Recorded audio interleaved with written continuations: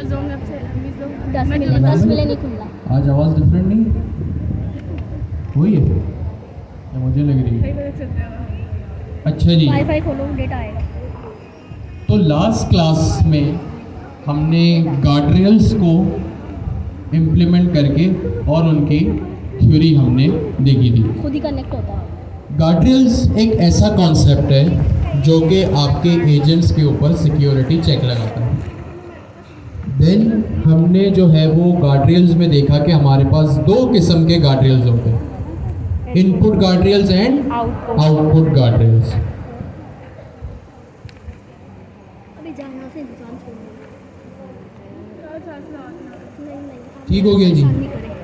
हमने देखा कि इनपुट गार्डरेल्स का मतलब होता है जो गार्डरेल्स यूजर के इनपुट पे चले। अगर कोई भी दूसरा काम आपके एजेंट से करवाया जाए तो यानी जब यूजर इनपुट प्रोवाइड करेगा तब जो है वो आपका इनपुट गार्डरेल एक्शन लेगा।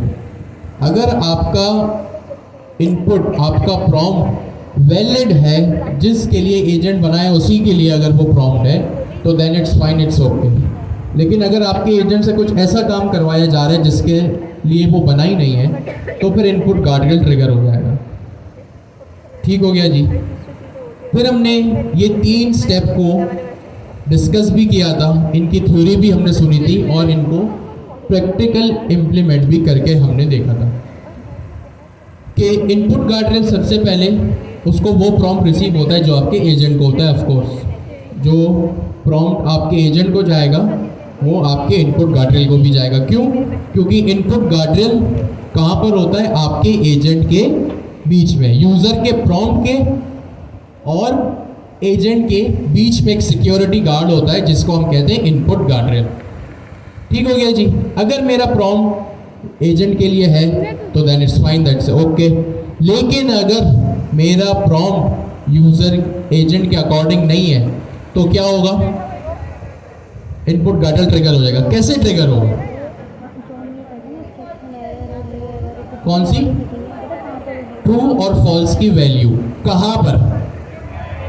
ट्रिप वायर ट्रिगर के अंदर मेरे पास ट्रू और फॉल्स की वैल्यू आती थी। ये रही वो चीज़, ये रहा मेरा इनपुट गार्डरेल।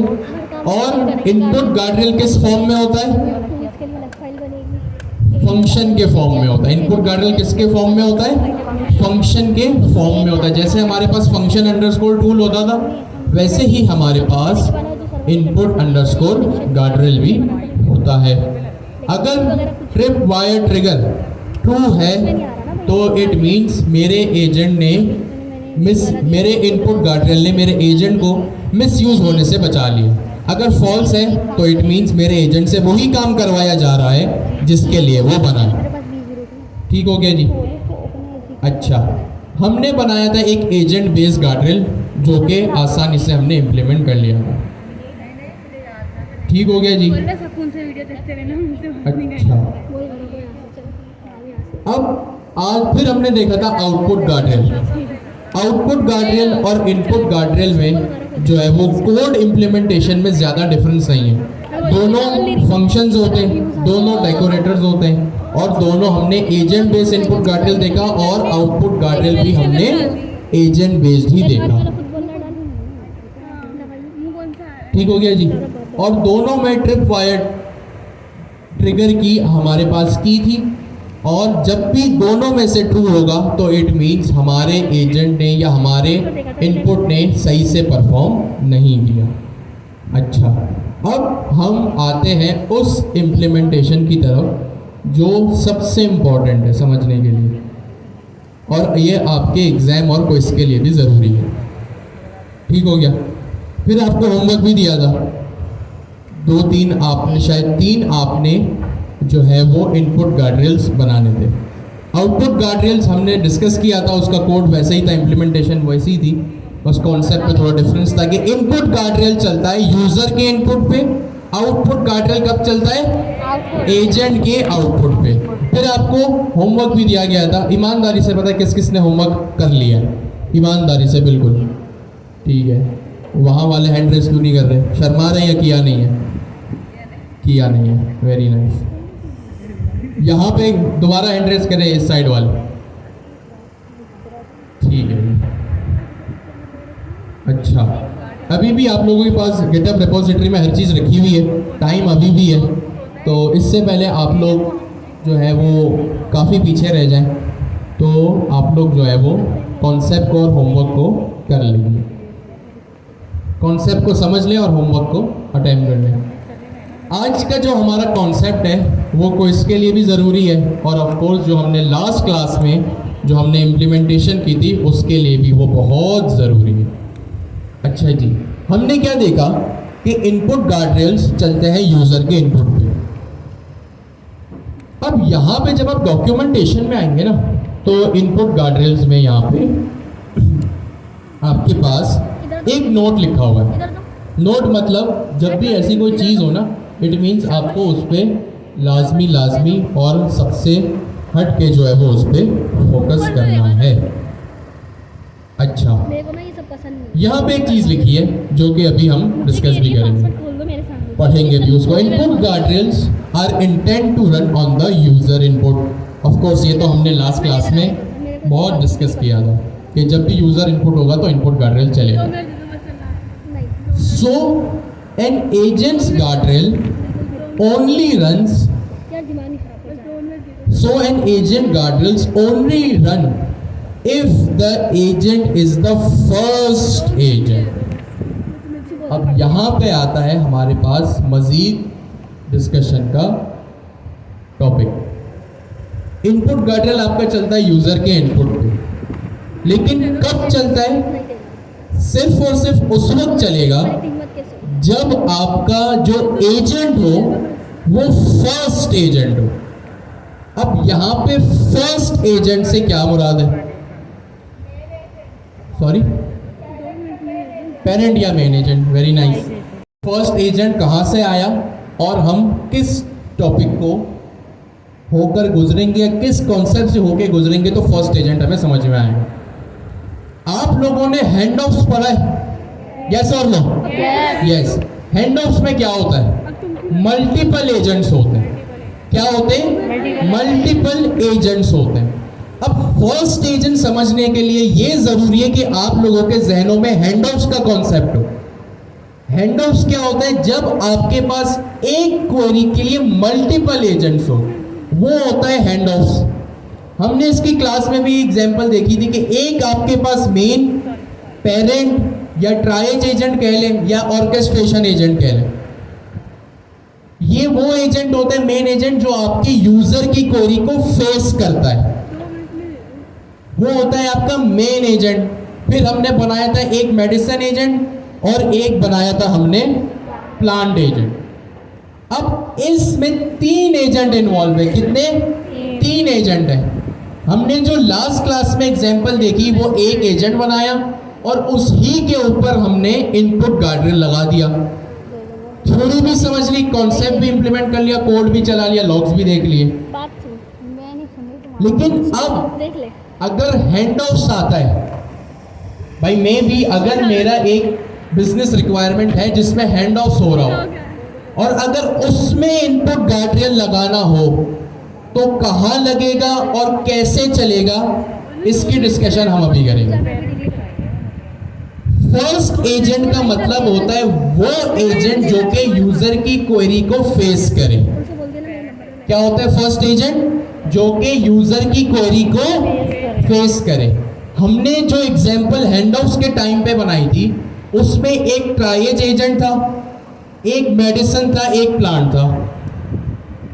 अब मुझे एक बात बताएं, मेन यूजर की क्वेरी को कौन फेस कर रहा था? ट्राइज एजेंट फेस कर रहा था। अब ट्राइज एजेंट में मैं जो भी प्रॉम्प्ट लिखूं वो एक अलग डिस्कशन है।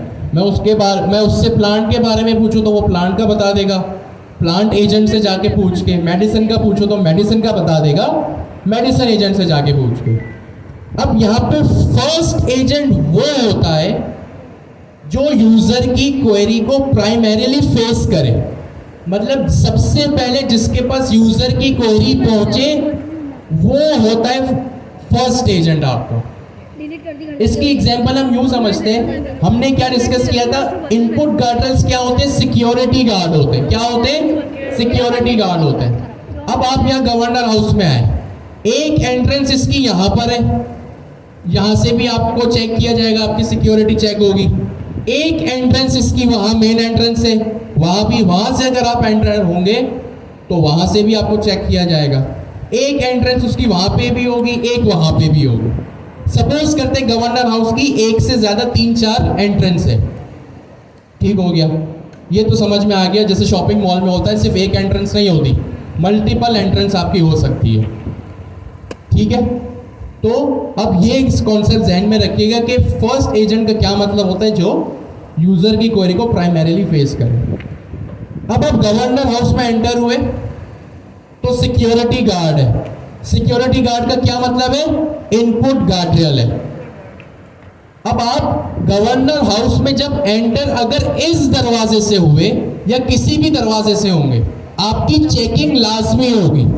ऐसा ही है, यस और नो? आपकी चेकिंग लाजमी होगी। अब आप मुझे एक बात बताएं, आप गवर्नर हाउस के अगर इस दरवाजे से एंटर हुए, इस दरवाजे से अगर एंटर हुए, तो क्या इस दरवाजे पे अगर जो सिक्योरिटी गार्ड है, क्या वो आपको चेक करेगा या नहीं करेगा? नहीं करेगा। आप जिस दरवाजे से एंटर होंगे, सिर्फ वहीं पर जो सिक्योरिटी गार्ड है, सिर्फ वही आपको सिक्योरिटी आपकी चेकिंग होगी। अगर आप इस दरवाजे से एंटर होंगे ना, तो बाकी किसी भी दरवाजे से आपको चेक नहीं किया जाएगा। आप जिस भी दरवाजे से एंटर हो, सिर्फ उस ही दरवाजे से आपकी चेकिंग होगी। आप अटेंडेंस लगाते, सपोज मार्की में आप यहाँ से भी एंटर होते, वहाँ से भी एंटर होते, यहाँ पे भी एक अटेंडेंस का बंदा बैठा है, वहाँ पर भी बैठा है। आप मार्की में जहाँ से भी एंटर हो जाए, आपको अटेंडेंस सिर्फ उसी दरवाजे पे लगवानी है। ऐसा नहीं कि अगर आप यहाँ से एंटर हो रहे हैं तो फिर आप पे लाजिम है कि वहाँ से भी अटेंडेंस लगवाएं। ऐसा तो नॉर्मली भी नहीं होता है। अगर आप यहाँ से एंटर हो रहे हैं तो इट डजेंट मीन कि आपको वहाँ से भी अटेंडेंस लगवानी है। जिस दरवाजे से एंटर हो वहीं से आपकी चेकिंग होगी। तो फर्स्ट एजेंट का मतलब यही होता है कि जिस एजेंट को इनपुट मिले जो प्राइमरीली यूजर की क्वेरी को, यूजर के प्रॉम्प्ट को फेस करे, इनपुट गार्ड्रेल सिर्फ उस ही एजेंट पे चलेगा। आई रिपीट, जिस एजेंट को प्राइमरीली सबसे पहले यूजर की क्वेरी मिलती है, इनपुट गार्ड्रेल उसी पे चलता है। This is called first agent. हमने हैंड ऑफ किया, मैंने अपने हैंड ऑफ से पूछा, मेरे पास एक ट्राइएज एजेंट है और एक मेडिसिन एजेंट है। मैंने अपने मेन एजेंट से पूछा, मेरा ट्राइएज एजेंट जो है वो क्या कर रहा था, यूजर की क्वेरी को फेस कर रहा था। अब ये कैसे पता चलेगा, हमने डिस्कस किया अभी। ये देखें, ये मेरा ट्राइएज एजेंट है, ओके, ये मेरा क्या है, ट्राइएज एजेंट है। अच्छा, पहले आप लोग एक काम करें, फर्स्ट एजेंट क्या होता है अपने बराबर वाले से डिस्कस करें। और डिस्कशन ये रही,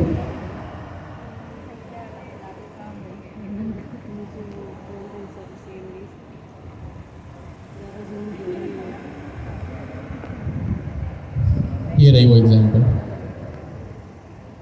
अब मेन एजेंट क्या होता है, जो आपके मेन एग्जीक्यूटर फंक्शन में लगा हो ना भैया, वो होता है मेन एजेंट। ये हमारा मेन फंक्शन है, यही वो फंक्शन है जो हमारी पूरी फाइल को एग्जीक्यूट कर रहा है। और ये मेन फंक्शन कैसे पता चला कि भाई यही फंक्शन हो सकता है मेरी फाइल में 100 फंक्शन हो, क्योंकि जो ये एक मेन फंक्शन है ना, ये async io.run में लिखा है। और हमने डिस्कस किया कि भाई async io.run क्या होता है, जो एसिंक्रोनसली आपके फंक्शन को चलाए, ठीक है। मजीद कहाँ से कंफर्मेशन लें async io के भी अलावा, वो ये कि हमने ये क्वेरी, ये लाइन ऑफ कोड देखा था, ये सेफ्टी चेक देखा था। इसका क्या मतलब है, ये सेफ्टी चेक जिस फाइल में लगा हो तो पाइथन को मेरे पता चलता है भाई कि ये जो है वो मेरा मेन एग्जीक्यूटर फाइल है, ठीक है। अच्छा जी, ये हम पहले भी डिस्कस कर चुके हैं। ये मेरा मेन फंक्शन है, जो यूजर की क्वेरी को फेस करे वो होता है मेरा फर्स्ट एजेंट। मैंने यहां पे लिखा what is the most recommended medicine for blood pressure? अब ये सवाल किसका है? मेडिसिन का है कि प्लान का है? मेडिसिन का है। मैंने कहा भैया what is the most recommended medicine for blood pressure. अब हैंडआउट्स में हमने क्या किया था और यहाँ पर भी वही हो रहा है। कोड मैंने पहले से ही लिख लिया, जो हमने पहले लिखा था वो मैंने अभी भी लिख लिया। Just to save the time हम सिर्फ गार्ड्रेल्स पे ही फोकस करें। कोड आप लोगों को by the end of the class GitHub repository पे मिल भी जाएगा, ठीक है? इसमें सिर्फ नया एडिशन गार्ड्रेल्स का है। अच्छा जी, तो हमने ये क्या वर्क फ्लो बनाया था अपने लास्ट टाइम कि होगा क्या, मेरे जो मेन क्वेरी होगी ना वो कौन फेस करेगा? मेरा मेन या ट्राइएज एजेंट। कौन फेस करेगा? मेन या ट्राइएज एजेंट फेस करेगा। मेन या ट्राइएज एजेंट मेरा क्या करेगा? क्वेरी को फेस करेगा। तो मेरा फर्स्ट एजेंट क्या हुआ? Triage agent. अब गौर से सुने, वर्क फ्लो पहले क्या बनाया था? ट्राइएज एजेंट फेस करेगा यूजर की क्वेरी को। मैंने पूछा what is medicine for blood pressure, यहां पे हैंड ऑफ हो रहा है मेडिसिन एजेंट को। मेडिसिन एजेंट ये रहा मेरा। अब वर्क फ्लो दोबारा से पुराना वाला अपने जहनों में लाए। मेरी जो क्वेरी थी उसको फेस करता था मेरा ट्राइएज या मेन एजेंट, वो होता था फिर हैंड ऑफ। मेरी क्वेरी होती थी हैंड ऑफ, जवाब आता था मुझे मेडिसिन एजेंट की तरफ से। ऐसा ही था, यस और नो? बिल्कुल ऐसा ही था। लेकिन यहाँ पे अब दो एजेंट है, एक ट्राइएज एजेंट, एक मेडिसिन एजेंट। अब सवाल ये है कि इनपुट गार्ड्रेल्स कहाँ लगेगा? मेन ट्राइएज एजेंट में लगेगा। यहाँ मैंने लगा के भी रखा है मेडिसिन गार्ड्रेल। अब ये क्योंकि एक फंक्शन है तो यहाँ पे ये रहा मेरा मेडिसिन गार्ड्रेल, इसके ऊपर डेकोरेटर है इनपुट अंडरस्कोर गार्ड्रेल। और यहाँ पे मैंने इसको बता रखा है कि भाई एक गार्ड्रेल एजेंट हुआ, आप जो गार्ड्रेल हो एक एजेंट बेस्ड गार्ड्रेल हो। और यहाँ पे मैंने इसकी इम्प्लीमेंटेशन कर रखी है इनपुट गार्ड्रेल फंक्शन आउटपुट। अब गार्ड्रेल एजेंट में क्या है भैया? ये मैंने लिखा you are a guardrail agent. आपको एक सेकंड कोड दिखा दूँ ताकि आपको कंफ्यूजन ना हो। You are a guardrail agent, your task is to keep eye on user query. User query should only be related to medicine. ठीक हो गया जी, ये काम हमने लास्ट टाइम भी किया था। अब यहाँ पे मेरे पास प्राइमरीली 2 से 3 एजेंट है। चले एक तो गार्ड्रेल एजेंट है तो उसको तो हम एलिमिनेट कर देते हैं क्योंकि वो तो सिर्फ गार्ड्रेल का चेक रख रहा है। एक मेरे पास मेन ट्राइएज एजेंट है, एक मेडिसिन एजेंट है। मेरा वर्क फ्लो क्या है कि मेरी क्वेरी जाती है ट्राइएज एजेंट के पास। ट्राइएज एजेंट हैंड ऑफ करता है, अपना ही जिम्मेदारी देता है मेडिसिन एजेंट को और जवाब आता है मुझे मेडिसिन एजेंट की तरफ से। तो सवाल यह है कि इनपुट गार्ड्रेल लगेगा कहाँ पे? मेरा इनपुट गार्ड्रेल लगेगा कहाँ पे? ट्राइएज एजेंट पे। क्यों? क्योंकि ट्राइएज एजेंट मेरा वो एजेंट है जो कि प्राइमरीली यूजर की क्वेरी को फेस कर रहा है। मतलब ये मेरा फर्स्ट एजेंट है। इस कोड को अब चला के देखते हैं। इस कोड को मैंने यहाँ पे uv run main dot py, ठीक हो गया जी। कोड हमने पहले से लिखा हुआ था इसलिए जो है वो मैंने यहाँ पे कोड पे सिर्फ आप लोगों को एक नज़र दिखा दिया। अब ये कोड तो पहले से भी आप चला देख सकते हैं, ये चीज़ हम पहले क्लास से देख रहे हैं। ठीक हो गया जी। Input guardrail required trigger. अच्छा जी, आंसर आ गया मेरे पास। I am an AI agent cannot provide medical advice. अच्छा, ये एजेंट AI जो है ना, आर्टिफिशियल इंटेलिजेंस जो होता है, जब हम उससे इतना सेंसिटिव सवाल पूछते हैं ना तो वो अपनी तरफ से खुद डिस्क्लेमर दे देता है कि भाई मैं सिर्फ एक AI एजेंट हूँ, मैं आपको सिर्फ इंफॉर्मेशन प्रोवाइड कर सकता हूँ, मैं कोई दर हकीकत में डॉक्टर नहीं हूँ कि मैं जो बोलूँगा आप वो मान लेंगे। अब ब्लड प्रेशर मैंने उसको पूछा तो देखें इसने फिर जवाब क्या दिया कि भाई ब्लड प्रेशर है तो हाई ब्लड प्रेशर भी होता है, लो ब्लड प्रेशर भी होता है।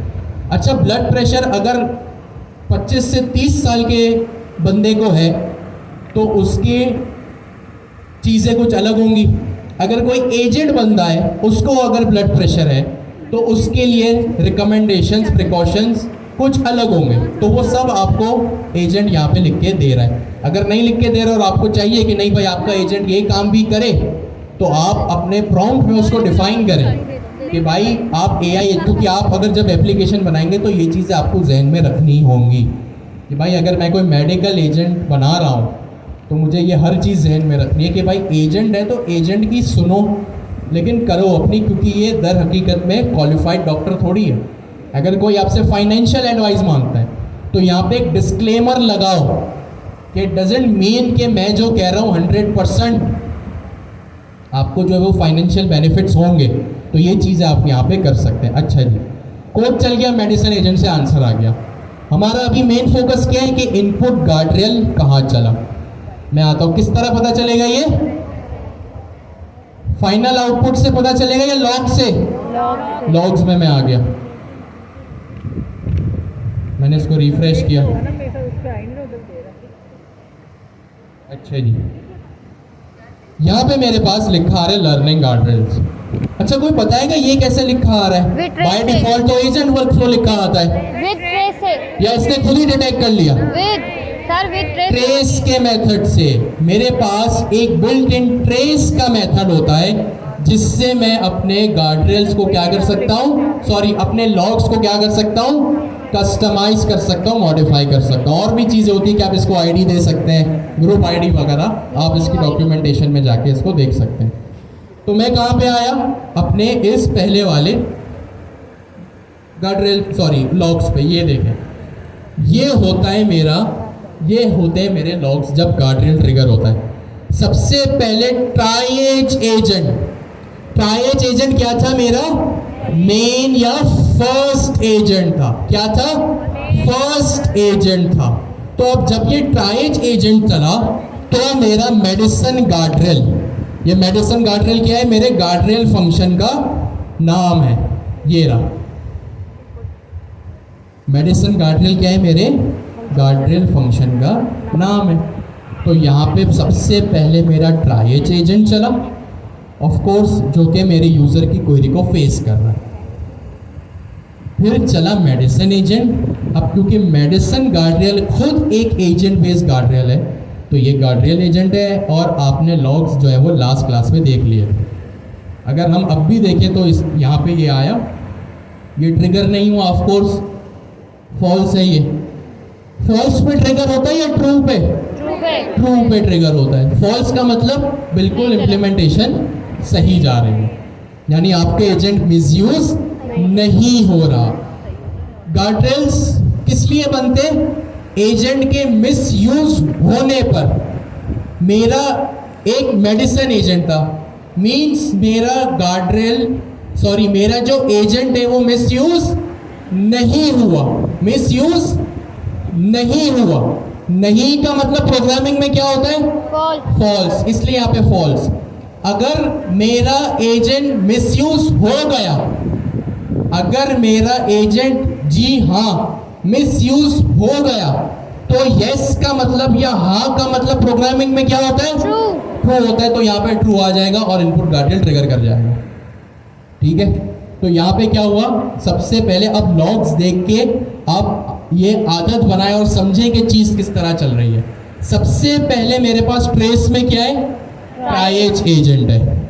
ट्राइएज एजेंट चला, मेरी क्वेरी गई मेरे फर्स्ट एजेंट के पास, फिर उस पर इनपुट गार्डरेल था, यस था। किस तरह पता चला भाई? ये रहे ट्राइएज एजेंट में इनपुट गार्डरेल की एट्रीब्यूट। जिस तरह मैं आप लोगों को यहाँ हर चीज़ कोड में दिखा दिखा के लॉग्स के साथ वेरीफाई कर रहा हूँ ना, आप भी घर पे ऐसे ही करो तो ये चीज़ समझ में आएगी। मेडिसिन एजेंट चला, मेडिसिन एजेंट जब चला तो इसमें एक चीज़ आ रही है, गार्डरेल एजेंट। क्यों आ रही है भाई? क्योंकि ये जो मेरा मेडिसिन एजेंट है ये एक एजेंट बेस्ड गार्डरेल है। क्या है? एजेंट बेस्ड गार्डरेल है। यहाँ पे क्या लिखा है? Guardrail agent. अच्छा भाई, वेरिएबल का नाम, इस वेरिएबल में क्या स्टोर है? मेरा ये गार्डरेल एजेंट। इसका क्या नाम है? Guardrail agent. गार्डरेल एजेंट का नाम गार्डरेल एजेंट ही रखा है। तो यहाँ पे आपको यही एजेंट दिख रहा है, ये वही नाम है जो मैंने यहाँ पे रखा है। ठीक हो गया जी। फिर इसने कुछ जनरेट किया एंड देन ये हो गया हैंड ऑफ किसको? मेडिसिन एजेंट को। और मेडिसिन एजेंट ने अपना जवाब लाके जनरेशन के स्पैन में रख दिया। तो इनपुट गार्डरेल कब चलता है भैया? अपने फर्स्ट एजेंट पे। अब एक काम करते हैं, तो ये चल गया, बस मकसद आपको यहाँ पे ये चीज़ बताना था। इसको मैंने यहाँ से कमेंट आउट किया। अब इस सेम इनपुट गार्डरेल को मैंने लगा दिया मेडिसिन एजेंट पे। अब जो मैंने वर्क फ्लो आपको बताया सबसे पहले, यूजर की क्वेरी जाती है ट्राइएज एजेंट के पास। किसके पास? ट्राइएज एजेंट के पास। ट्राइएज एजेंट अपनी जिम्मेदारी हवाले करता है किसको? मेडिसिन को। किसको? मेडिसिन को। अब मेडिसिन एजेंट यहाँ पे फर्स्ट एजेंट है या सेकंड एजेंट है? सेकंड एजेंट है। इनपुट गार्डरेल लगा हुआ है इस पे। इनपुट गार्डरेल इस सेकंड एजेंट पे चलेगा या नहीं चलेगा? कन्विंसिंग जवाब सबकी तरफ से नहीं आया। चलेगा या नहीं चलेगा? नहीं चलेगा। चला के देख लेते हैं। आपने इनपुट दे दिया, मैंने भी बातें कर ली, डॉक्यूमेंटेशन भी देख ली। असल चीज होता है आप कोड चला के देखें, UV run main dot py।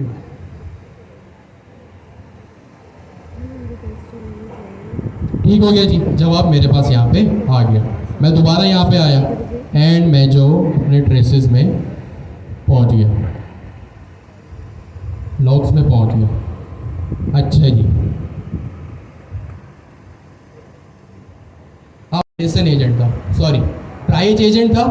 Triage agent चला तो गार्डरेल चला मेडिसिन वाला, देन फिर वो आगे की एग्जीक्यूशन पूरी आपने देखी। अब इन दो चीज़ों को ध्यान में रखिएगा, ट्राइएज एजेंट और मेडिसिन गार्डरेल। पुराने वाले लॉग्स में सबसे पहले ये था। पुराने वाले लॉग्स में सबसे पहले क्या था? ट्राइएज एजेंट और इनपुट गार्डरेल। क्यों? क्योंकि इनपुट गार्डरेल का जो पैरामीटर था वो ट्राइएज एजेंट में था। अब देखिए यहाँ पे कोई भी ऐसा सीन नहीं, मैंने स्क्रीन को पूरा जूम आउट कर दिया। आप बोले हो सकते हैं भाई आगे पीछे हो गया, ये देखिए स्क्रीन पूरी जूम आउट है। अब इसको थोड़ा जूम कर लेते ताकि सबको नजर आ जाए। अब ट्राइएज एजेंट तो चला क्योंकि वो मेन एजेंट था जो कि यूजर की क्वेरी को फेस कर रहा था, लेकिन यहां से गार्डरेल गायब हो गया, इनपुट गार्डरेल।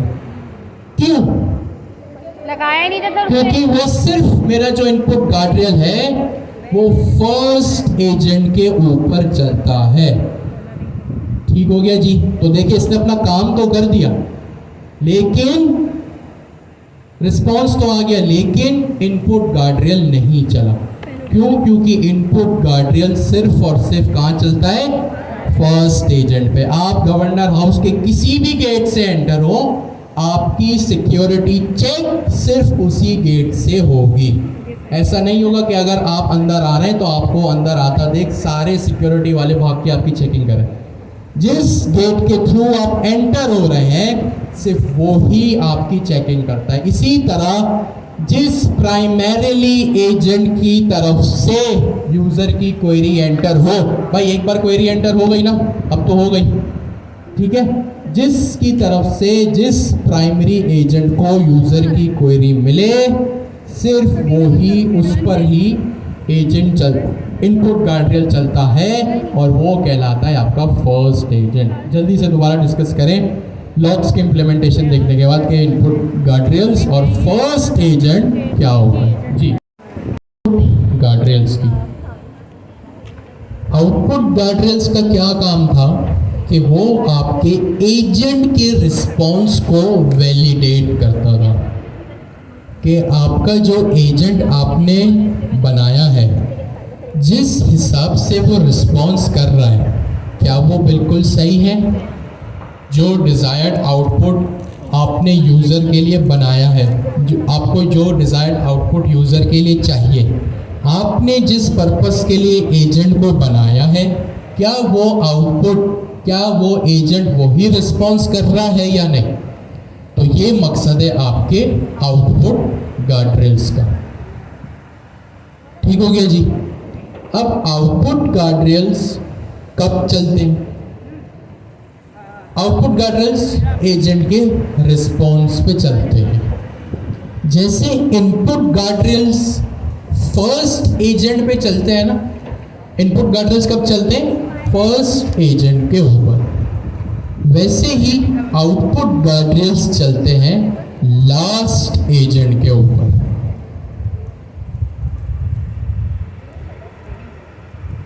ये रहा मेरा आउटपुट गार्डरेल और इसका भी कोई ना कोई नोट लिखा हो। ये रहा इनपुट गार्डरेल, फर्स्ट एजेंट के ऊपर चलते हैं, then output guardrail last agent के ऊपर चलते हैं। ये रहा वो नोट जहां से हमने इनपुट गार्डरेल्स को देखा ऊपर। ये रहा इनपुट गार्डरेल्स का नोट। थोड़ा आप स्क्रॉल करेंगे तो यहाँ पे आउटपुट गार्डरेल्स का नोट है। Output guardrails are intended to run on the final agent output. So an agent's guardrail only run if the agent is the last agent. अब लास्ट एजेंट का क्या मतलब है? आसान लफ्जों में, लास्ट एजेंट का मतलब यह है जिस एजेंट से, गौर से सुनिएगा, लास्ट एजेंट का मतलब है कि जिस एजेंट से आपको आपका रिस्पॉन्स मिले, अब चाहे वो स्ट्रिंग में हो या स्ट्रक्चर्ड आउटपुट में हो, वो आपके ऊपर और आपके कोड बिजनेस लॉजिक के ऊपर डिपेंड करता है। आउटपुट गार्डरेल चलता है लास्ट एजेंट पे। लास्ट एजेंट का क्या मतलब है? जिस एजेंट से आपको आपका रिस्पॉन्स मिले। हमने आज तक जब भी कोड किया, हमने एक की देखी। वो की क्या थी भैया? ये रही, print result dot last agent. हमने ये की देखी थी, रिजल्ट डॉट लास्ट एजेंट। तो आपका जो भी एजेंट होगा ना, जो आपका रिस्पॉन्स आपको रिटर्न करेगा, अब चाहे वो स्ट्रिंग में हो या स्ट्रक्चर्ड आउटपुट में हो, जो एजेंट आपको आपका रिस्पॉन्स रिटर्न करेगा वो कहलाया जाएगा आपका लास्ट एजेंट। ठीक है, तो आउटपुट गार्डरेल्स चलता है हमेशा किस पे? लास्ट एजेंट के ऊपर। सपोज आप शॉपिंग मॉल गए, इनपुट गार्डरेल कब हुआ? जब आपको सिक्योरिटी वालों ने चेक किया, आपके पास कोई वेपन वगैरह तो नहीं है, यू आर ऑल क्लियर, आपको एंटर होने दिया गया। और कब आउटपुट गार्डरेल कब चलेगा? कौन सा सिक्योरिटी गार्ड चेक करेगा आपको? जिस गेट से आप एंटर होंगे।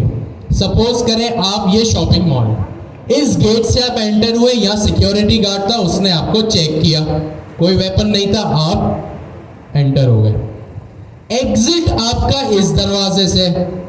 ये एक शॉपिंग मॉल है, इनपुट गार्डरेल हुआ वहां से, क्योंकि एंट्रेंस वहां से थी, शॉपिंग कर ली आपने, अब आप एग्जिट हो रहे हैं। एग्जिट का मतलब बाहर जा रहे हैं, बाहर का मतलब आउट। अब चलेगा आउटपुट गार्डरेल। अब जिस आउटपुट गार्डरेल पे जिस दरवाजे से, शॉपिंग मॉल के जिस दरवाजे से आप बाहर जाएंगे, तो वहां पे जो बंदा होगा सिर्फ वो ही आपको बोलेगा thank you for shopping, please come again.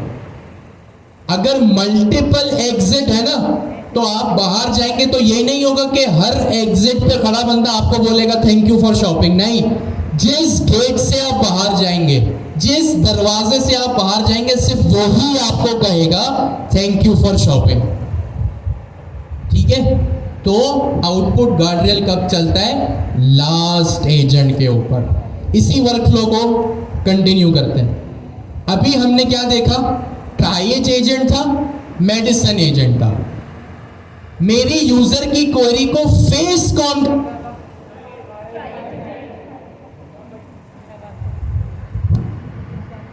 कर रही है? ठीक है, मेरे यूजर की क्वेरी को फेस कौन कर रहा था? Triage agent. तो इनपुट गार्डरेल लगा दिया मैंने किस पे? ट्राइएज एजेंट पे। लास्ट एजेंट क्या होता है? जिससे मुझे मेरा रिस्पॉन्स मिले, जिससे मुझे मेरा रिस्पॉन्स मिले। ट्राइएज एजेंट चला, उसने अपनी जिम्मेदारी दी मेडिसन एजेंट को। रिस्पॉन्स मुझे किससे मिला? मेडिसन एजेंट से। तो ट्राइएज एजेंट और मेडिसन एजेंट में से लास्ट एजेंट कौन सा हुआ? मेडिसिन एजेंट, तो आउटपुट गार्डरेल इसमें लगेगा मेडिसिन एजेंट पे। अगर मैं आउटपुट गार्डरेल ट्राइएज पे लगाऊंगा तो ट्राइएज तो मुझे कोई आउटपुट दे ही नहीं रहा, मुझे तो मेरा जवाब मिल रहा है मेडिसिन की तरफ से। तो अगर मेडिसिन में आउटपुट गार्डरेल होगा तो वो चलेगा। ठीक है, आउटपुट गार्डरेल और लास्ट एजेंट किस तरह चलते हैं जरा अपने बराबर वाले से डिस्कस करेंगे के ऊपर। और लास्ट एजेंट वो एजेंट होता है जिससे यूजर को उसके प्रॉम्प्ट का, उसकी क्वेरी का फाइनल रिस्पॉन्स यानी आखिरी जवाब रिसीव होता है। ठीक है, अब यहाँ पे मैंने एक नई एग्जांपल बनाई है। ठीक है, अभी तो आपने मेडिसिन भी देख लिया, ट्राइएज भी देख लिया, मैंने यहाँ पे एक और एग्जाम्पल बनाई है। अब इस कोड को मैं देख लूँगा, इसके दो फायदे हैं कि एक तो आपको नई एग्जाम्पल भी मिल जाएगी और इस कोड को आप रीड करिएगा, चलाने से पहले खुद समझिएगा कि कोड में क्या लिखा है और किस तरह चल रहा है। ये आपके लिए बेनिफिशियल होगा। ठीक है, बेनिफिशियल होगा आपके कॉन्सेप्ट समझने के लिए भी और क्विज अटेम्प्ट करने के लिए भी। ठीक है, अच्छा ही मैंने यहाँ पे एक एग्जाम्पल बनाई है, triage agent. Triage agent of course मेरा मेन या parent agent. You are a triage agent for financial queries, delegate financial questions to financial advisor agent.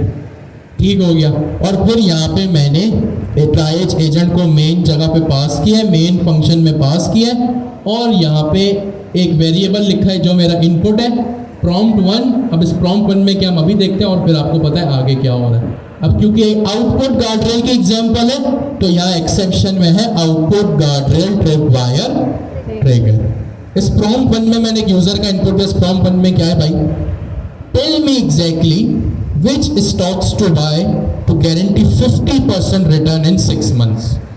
Simple है, nothing rocket science. Triage agent को runner में पास किया, उसको prompt दिया और output guardrail वहां पे लगा दिया। अब मेरे पास यहाँ पे क्या है, दो मेन एजेंट्स है। कितने एजेंट्स है? दो, एक ट्राइएज एजेंट और यहाँ पे हैंड ऑफ किसको हो रहा है, फाइनेंशियल एडवाइजर एजेंट को हैंड ऑफ हो रहा है। देखते हैं भैया इस एजेंट में क्या चीज़ छुपी हुई है। ये रहा हमारा फाइनेंशियल एडवाइजर एजेंट। यहाँ पर मैंने इसको इंस्ट्रक्शंस दिए।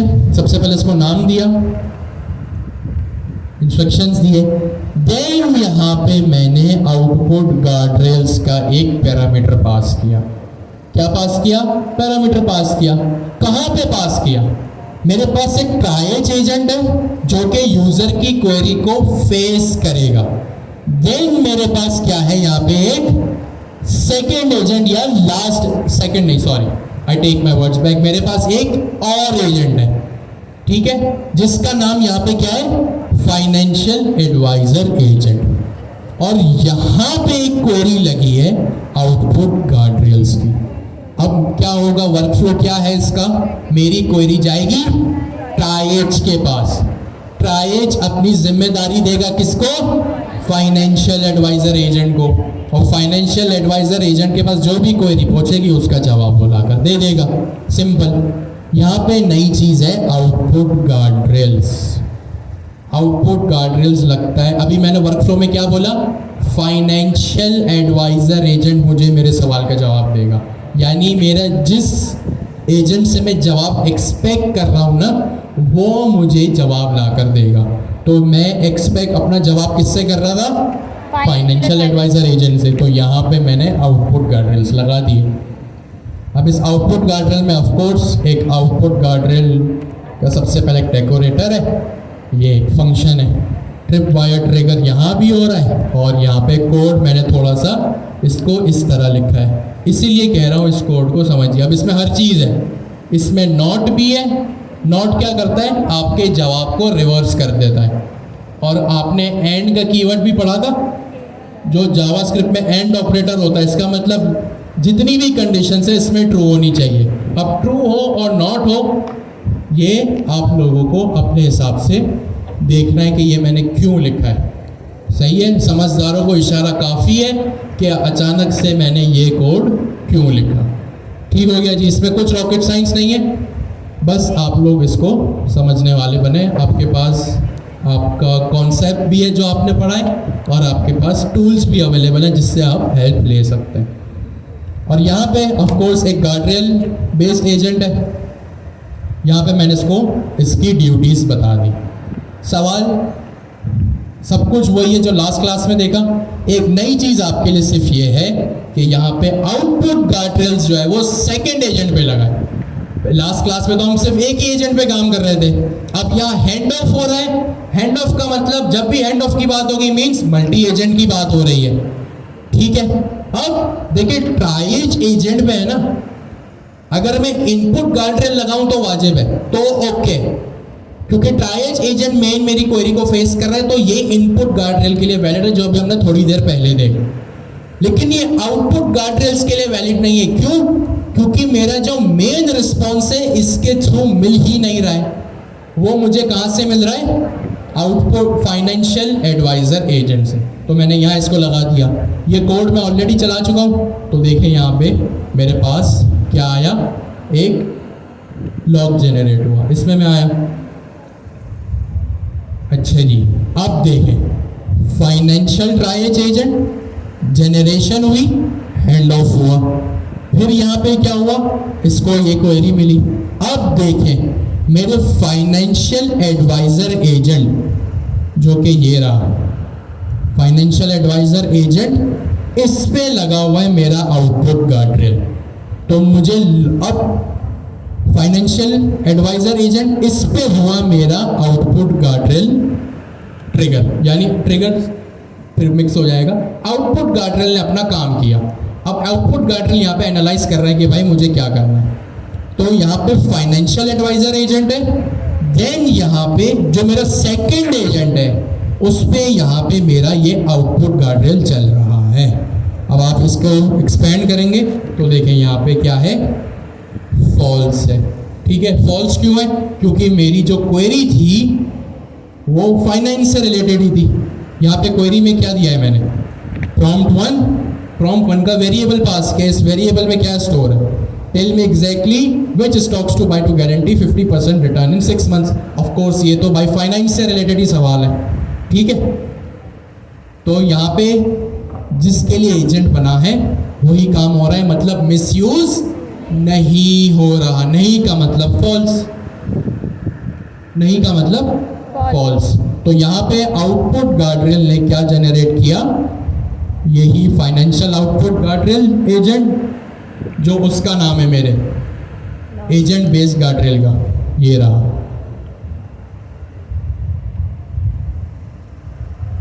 ये रहा फाइनेंशियल आउटपुट गार्डरेल एजेंट। ये फाइनेंशियल गार्डरेल एजेंट है और ये इस आउटपुट गार्डरेल के डेकोरेटर में, रनर में लगा हुआ है। तो फिर ये चला और इसने जनरेट कर दिया जो भी इसको यहाँ पे इसने जनरेट किया, ठीक है। इसने ये चीज़ें जनरेट कर दी कि भाई मैं जो भी कह रहा हूँ एज एन AI असिस्टेंट कह रहा हूँ, I am not an official advisor, ठीक है। अब आपने देखा कि आउटपुट गार्डरेल जब मैंने यहाँ पे लगाया अपने फाइनल आउटपुट पे, अपने फाइनल आउटपुट वाले एजेंट पे, तो वो चला। जैसे इनपुट गार्डरेल फर्स्ट एजेंट पे चला था, आउटपुट गार्डरेल कब चला, लास्ट एजेंट पे। लास्ट एजेंट क्या होता है, जो मुझे मेरे सवाल का एक्चुअल जवाब ला के दे, ठीक है। आप जब शॉपिंग मॉल से एग्जिट कर रहे थे, जिस दरवाजे से जा रहे थे उस ही ने आपको कहा थैंक यू फॉर शॉपिंग। आप मेरे पास आए, अब आपके पास दो एजेंट है, आप स्टूडेंट, आप प्रॉम्प्ट है, एक आपके पास टीचर एजेंट है, एक आपके पास एडमिनिस्ट्रेशन एजेंट है। आपने कहा मुझे अपने क्लास के टाइमिंग चेंज करवाने, क्या चेंज करवाने, टाइमिंग चेंज करवाने हैं। अब मैं एज अ टीचर एजेंट या फैकल्टी एजेंट, मेरे पास ये अथॉरिटी है ही नहीं। अब आपके पास यहाँ दो एजेंट हैं, कितने एजेंट हैं, दो, एक टीचर एजेंट, दूसरा एडमिनिस्ट्रेशन एजेंट। अब मुझे एक बात बताएं, आपके टाइमिंग कौन चेंज करता है, टीचर या एडमिन? एडमिन। तो आउटपुट गार्डरेल आप किससे एक्सपेक्ट करते हैं कि आपको आपके क्वेरी का जवाब मिलेगा? एडमिन से, तो आउटपुट गार्डरेल लगेगा यहाँ पे एडमिन एजेंट पे, टीचर एजेंट पे नहीं। टीचर एजेंट पे लगेगा इनपुट गार्डरेल। क्या लगेगा? Input guardrail. कि भाई अगर टीचर को कोई टाइमिंग चेंज करने का कह रहा है तो ट्रिप वायर ट्रिगर ट्रू हो जाए। अगर यहाँ पे बात जो है वो मैंने डेलीगेट कर दिया तो फिर आपकी जो बात जाएगी वो किस पे जाएगी? एडमिन एजेंट पे, और फिर एडमिन एजेंट जो है वो अपना काम करेगा। ठीक है जी। तो यहाँ पे आउटपुट गार्डरेल ये था।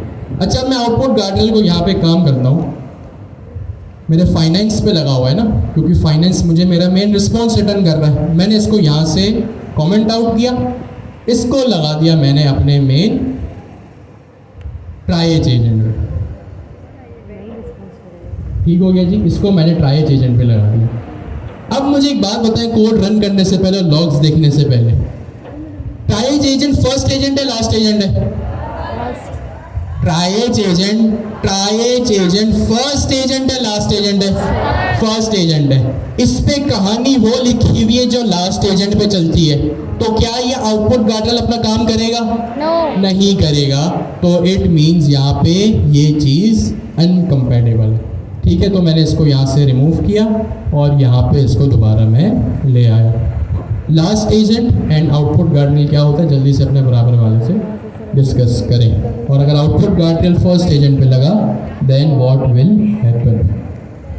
उस वक्त चलेगा जब आपका एजेंट जो हो वो लास्ट एजेंट हो। ठीक हो गया जी। सारी बातें बंद, सारा फोकस अब यहाँ पे स्क्रीन के ऊपर। ठीक हो गया जी। तो यहाँ पे आउटपुट गार्डरेल और इनपुट गार्डरेल्स का टॉपिक हमारा यहाँ पे खत्म होता है। नेक्स्ट टॉपिक हमारा जो है वो उतना ही इंटरेस्टिंग है, जिसका नाम है कॉन्टेक्स्ट मैनेजमेंट। ओके जी। हमारा नेक्स्ट टॉपिक है वो है कॉन्टेक्स्ट मैनेजमेंट। सारी बातें बंद, सारा फोकस यहाँ स्क्रीन के ऊपर। अच्छा जी, हमारे साथ यहाँ आप ही की तरह एक स्टूडेंट हसीब मौजूद है। ये अपना इंट्रोडक्शन कराएंगे and then slowly and gradually ही will explain what is context management.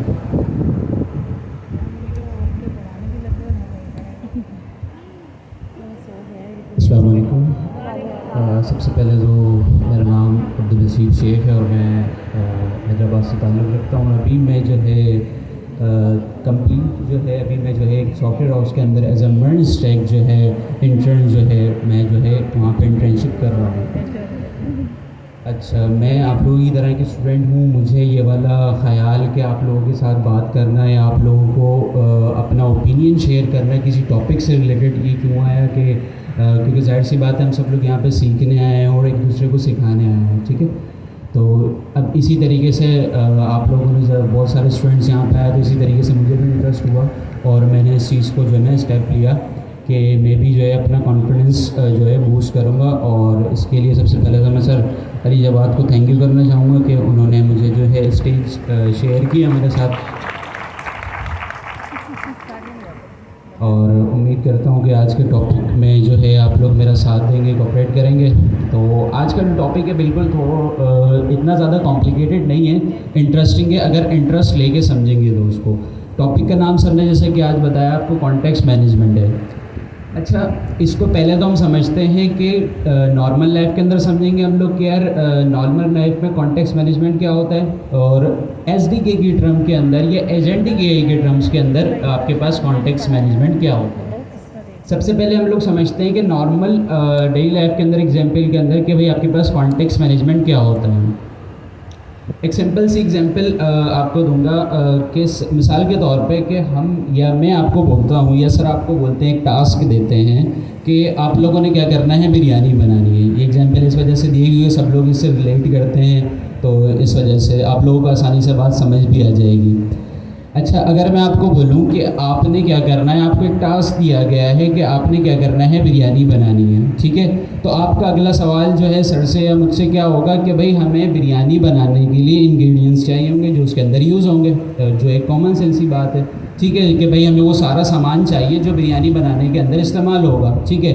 वो एक अलग बात है कि वो एक सवाल आएगा कि भाई हमें तो आती नहीं है बनाना, लेकिन अभी उस चीज़ को हम डिस्कस नहीं कर रहे। लेकिन आपका अगला सवाल यही होगा कि भाई हमें जो है बिरयानी बन जाएगी, ठीक है, टास्क हम आपका कंप्लीट कर देंगे, लेकिन उसके लिए इंग्रेडिएंट्स चाहिए कुछ, ठीक है, जो कि प्रोवाइड करूँगा मैं आपको, या फिर जो सर आपको क्या करेंगे, प्रोवाइड करेंगे। अब दो तरीके हैं प्रोवाइड करने के, या तो आप वो इंग्रेडिएंट्स एक एक करके मुझे बताते रहोगे कि भाई ये चीज़ें की ऑयल की ज़रूरत है, राइस की ज़रूरत है, चिकन की ज़रूरत है, मैं एक एक करके जाऊँ और आपको ला कर देता रहूँ। एक तो तरीका है ये, ठीक है। दूसरा तरीका क्या है कि मैं क्या करूँगा कि आप मुझे बोलोगे कि भाई ये इंग्रेडिएंट्स हैं, एक लिस्ट दे दोगे, जिसके अंदर मैं क्या करूँगा, एक ही बार जाके एक बॉक्स के अंदर या फिर एक ही जगह लाकर आपको वो सारे इंग्रेडिएंट्स एक जगह दे दूँगा। तो आपके लिए इजी और मेरे लिए इजी वे कौन सा है, फर्स्ट वाला है या सेकंड वाला है? सेकंड वाला है, ठीक है ना। उसमें क्या हो रहा है कि आपका काम भी आसान हो रहा है और मेरा काम भी आसान हो रहा है। आपको जो आपका टास्क कंप्लीट करने के लिए चीज़ों की रिक्वायरमेंट्स थी, जिन चीज़ों की नीड थी, वो सारी चीज़ें आपको क्या हो गई, एक जगह पर मिल गई, ठीक है। तो यही चीज़ आपके पास कहलाती है कॉन्टेक्स्ट मैनेजमेंट, ठीक है। ये नॉर्मल लाइफ के अंदर हो गया। आप एसडीके की टर्म के अंदर समझते हैं कि आपके पास जो है कॉन्टेक्स्ट मैनेजमेंट क्या होती है। अब नॉर्मली आप जीपीटी के पास जाते हो, जीपीटी से नॉर्मल कन्वर्सेशन करते हो, क्योंकि सब लोग जीपीटी को यूज़ करते हैं, सब लोग उससे जो है अपने कोड स्निपेट सॉल्व करवाते हैं, अपनी क्यूरीज को डिस्कस करते हैं उससे। तो वो क्या करता है, आप कभी भी ऐसा करो कि मिसाल के तौर पे मैं गया जीपीटी पे, एक नॉर्मल कन्वर्सेशन स्टार्ट की मैंने, वहाँ पे जाके हिस्ट्री से रिलेटेड स्टार्ट की। मैंने उससे पूछा कि भाई what is the history of Pakistan, और इससे रिलेटेड मैंने उससे जो है ना इकॉनमी पूछी पाकिस्तान की और प्रीवियस हिस्ट्री पूछी। अब उसी चैट को अगर मैं 2 हफ्ते बाद या कुछ टाइम के बाद ओपन करता हूँ और मैं उससे सवाल करता हूँ अपने प्रीवियस हिस्ट्री से रिलेटेड नहीं कर रहा, उससे सवाल मैं उससे सवाल करता हूँ कि भाई मुझे आज का करंट वेदर बताओ मुझे, तो वो क्या करेगा, करंट वेदर बताने के साथ साथ मुझे सजेशंस भी देता रहेगा कि भाई हिस्ट्री में ऐसा कुछ भी हुआ था, वेदर इस तरीके का भी हुआ था। हालांकि वो चीज़ मैंने उससे डिस्कस नहीं की, लेकिन वो फिर भी मुझे बता रहा है ये कैसे हुआ। इसको दूसरे लफ्ज़ों में कहूँ तो इस टॉपिक ने एजेंट्स को जो ना स्मार्ट बना दिया, ठीक है ना, कि वो क्या कर रहे हैं कि यूज़र के कॉन्टेक्स्ट को, जो यूज़र ने पहले उनसे बातें की थी, वो चीज़ें आपके पास क्या कर रहे हैं, सेव कर रहे हैं, ठीक है ना, क्या कर रहे हैं, सेव कर रहे हैं, ठीक है। अब वो चीज़ें उनके पास क्या है, आपके पास कॉन्टेक्स्ट आपका क्या है, सेव है बिल्कुल, ठीक है ना। अब क्या हो रहा है कि दूसरी चैट पे जाते हैं, उससे मैं पूछूं अपना जाम जाके पूछूं कि भाई डू यू नो मी, तो वो जीपीटी जो है वो आपको बता देगा आपके कॉन्टेक्स्ट से रिलेटेड, जो आपने पिछली उससे कन्वर्जेशंस की होंगी ना, उन सारी कन्वर्जेशन से रिलेटेड आपको बताएगा कि भाई आपका जो इंटरेस्ट है वो इससे रिलेटेड है, अभी आप ये कर रहे हो, अभी आप AIGSE के अंदर जो है एजेंटी का ही पढ़ रहे हो, ये सारी चीज़ें। और अगर उसको नाम नहीं पता होगा तो वो ये ज़रूर बोलेगा कि मैं आपको पर्सनली नहीं जानता, लेकिन आपका जो है अकाउंट्स के थ्रू नाम ला के दे देगा कि भाई आपका अकाउंट इस नाम से बना हुआ है, तो ये ला के दे देगा। तो आपने कभी ये नोट किया ये सारी चीज़ें जीपीटी कैसे सेव कर रहा है, किस वजह से हो रहा है, किस चीज़ का ऐसा इम्पैक्ट है, या फिर कौन सी ऐसी चीज़ें, कौन सी ऐसी पीछे ऐसी चीज़ें जो कि जीपीटी को स्मार्ट बनाती है, उसकी मेमोरी को स्ट्रॉन्ग कर रही है, ठीक है। अच्छा, यहाँ पे एक कॉन्सेप्ट आ जाएगा कि लोग बोलेंगे या फिर ज़्यादातर कन्फ्यूजन हो जाती है कि यार फिर मेमोरी मैनेजमेंट क्या है।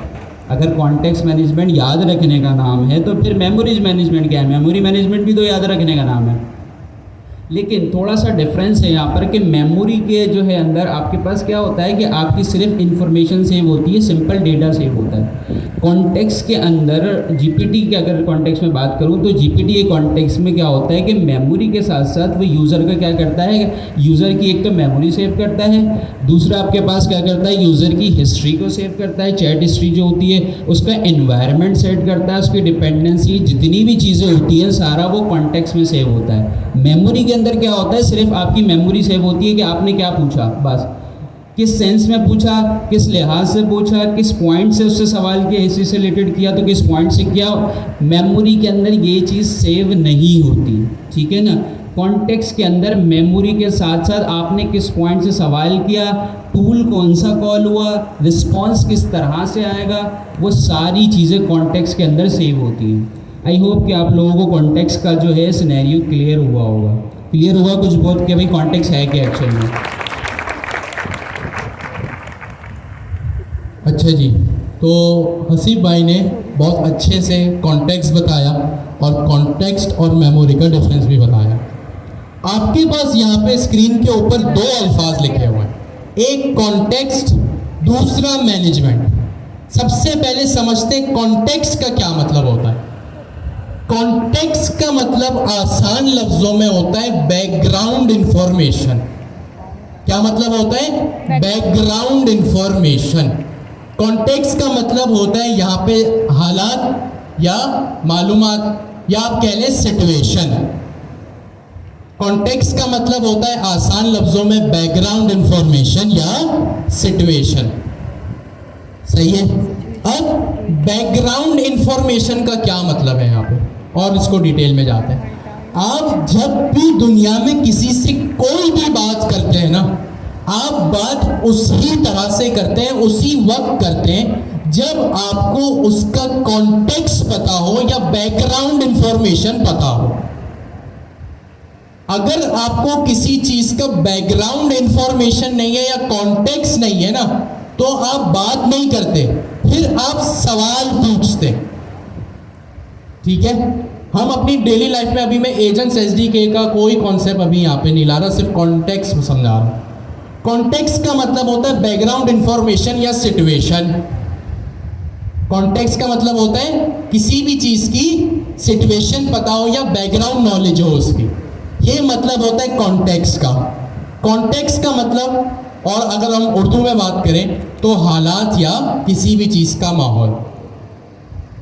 जैसे सपोज मैं आपसे एक सिंपल सवाल पूछता हूं, स्कोर क्या हुआ? आप पूछेंगे भाई किस चीज का स्कोर? आपने मुझे क्यों कहा किस चीज का? ये आपने सवाल पूछा क्योंकि मैंने अपनी बात में ये डिफाइन नहीं किया भाई स्कोर क्रिकेट का, फुटबॉल का, कौन से मैच का। अब मैं आपसे पूछूं यार आज सुबह जो मैच था उसका पाकिस्तान का स्कोर बताना, आपको अगर स्कोर पता होगा ना तो आप बता देंगे, वरना आप मुझसे फिर सवाल पूछेंगे यार आज मैच था क्या। क्यों आप सवाल क्यों पूछेंगे? क्योंकि आपके पास बैकग्राउंड इंफॉर्मेशन नहीं है। अगर आपके पास कॉन्टेक्स्ट हो, बैकग्राउंड इंफॉर्मेशन हो, सिचुएशन, हालात, मामलात, मालूमात आपके पास हो, तो फिर आप मुझे मेरे सवाल का जवाब देंगे। अब आज संडे, कल मंडे, मैं पूछूं यार कल तो आराम से देर से उठूंगा मैं, आप पूछेंगे भाई क्यों? कल तो मंडे, सब अपने अपने काम पे जाएंगे, यूनिवर्सिटी जाएंगे, कॉलेज जाएंगे, मैं क्यों देर से उठूंगा? इट मीन्स आपने सवाल पूछा क्यों? आपको बैकग्राउंड इंफॉर्मेशन नहीं थी। हो सकता है मैं छुट्टियों पर लीव पर हूं। अब आप मुझसे पूछेंगे ना भाई क्यों कल आराम पीर वाले दिन जब दुनिया काम करती है तुम देर से उठोगे, तो मैं फिर आपको ये जवाब दूंगा कि भाई मैं लीव पर हूं, मेरी छुट्टियां चल रही हैं। तो इट मीन्स जब आपके पास इंफॉर्मेशन नहीं थी ना तो आपने सवाल पूछा। अब आपके पास ये इंफॉर्मेशन आ गई कि मैं लीव पर हूं या छुट्टियों पर हूं।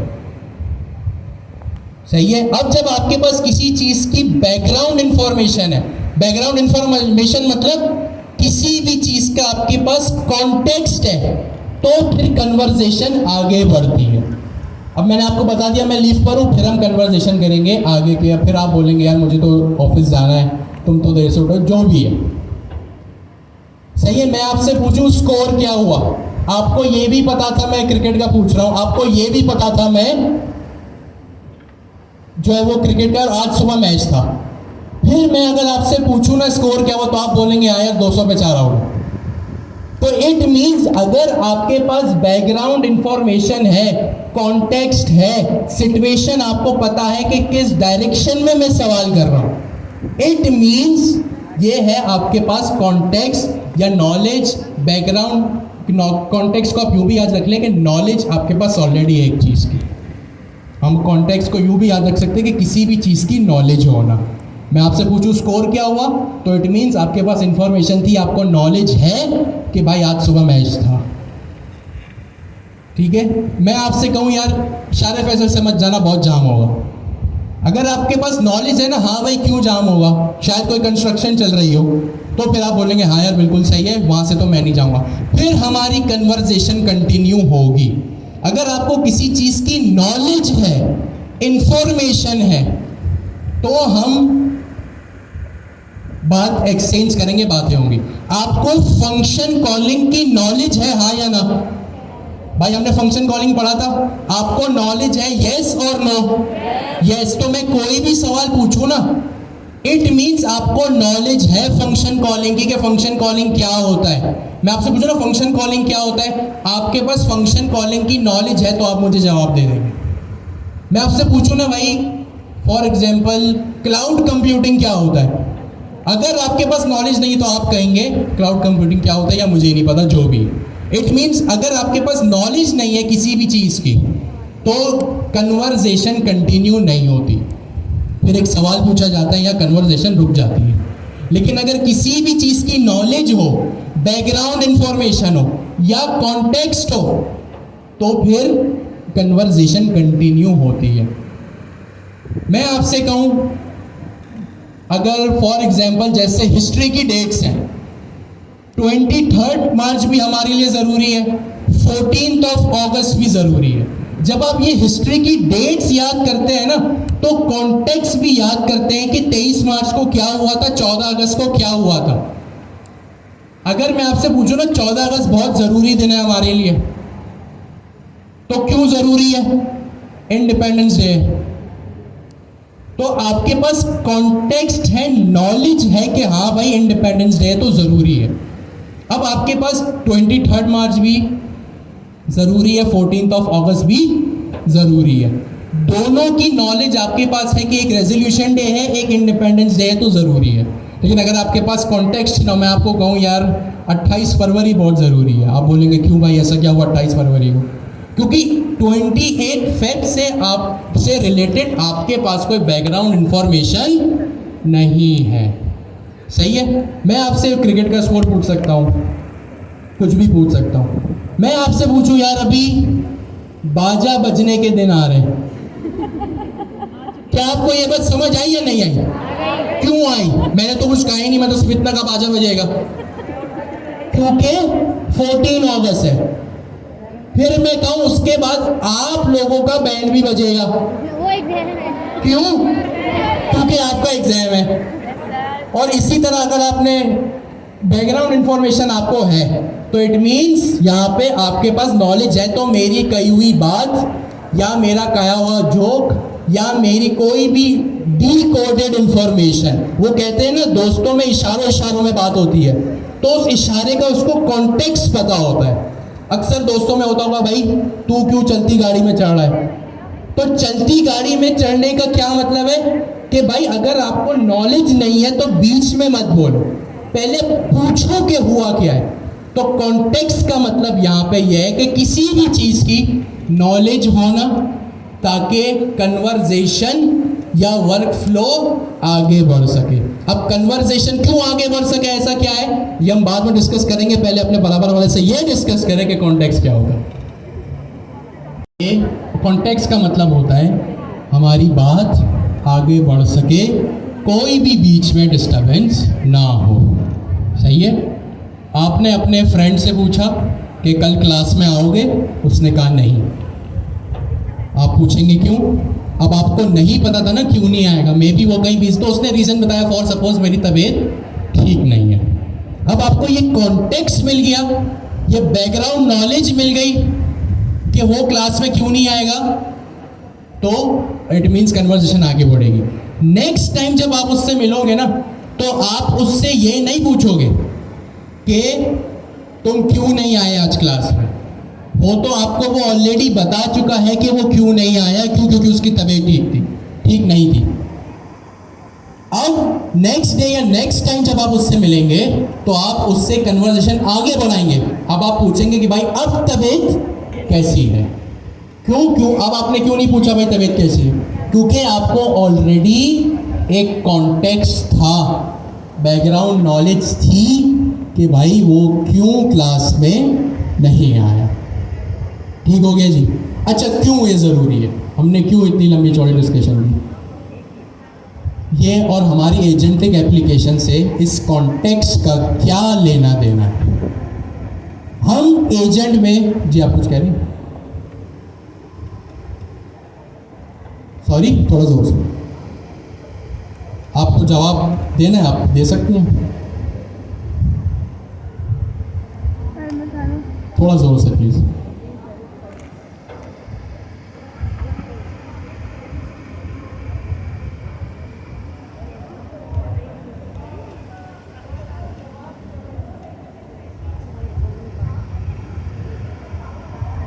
फ्यूचर की कन्वर्सेशंस को या फ्यूचर में कन्वर्सेशंस को प्रोसीड कर सके। जी आप कुछ कह रहे हैं? एग्जैक्टली, एजेंट स्टेटफुल भी इसी तरह बनते हैं। अच्छा, इसका क्या मतलब है भाई? कॉन्टेक्स्ट क्यों जरूरी है?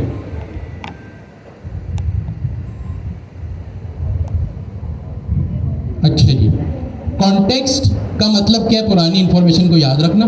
और मैनेजमेंट का मतलब भी यही है कि जब भी आपसे कोई पुरानी बात कहे तो आपको फौरन से याद आ जाए।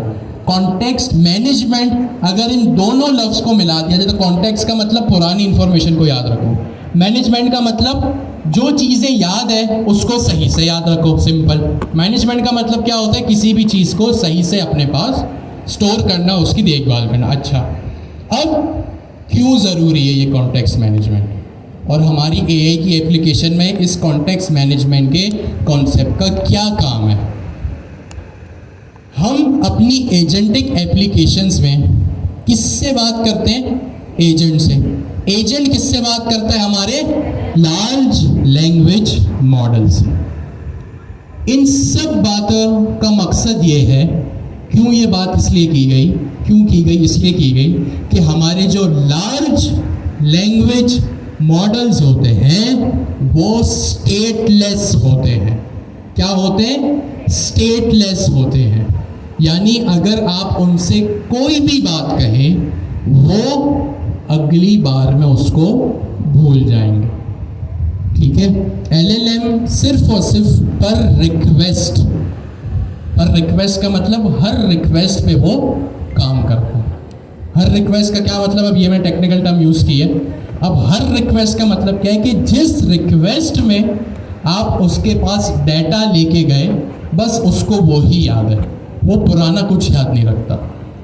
सही है? जैसे अगर मैं आपसे पूछूं हम आधे घंटे पहले क्या पढ़ रहे थे, आप कहेंगे input guardrails, output guardrails, first agent, last agent.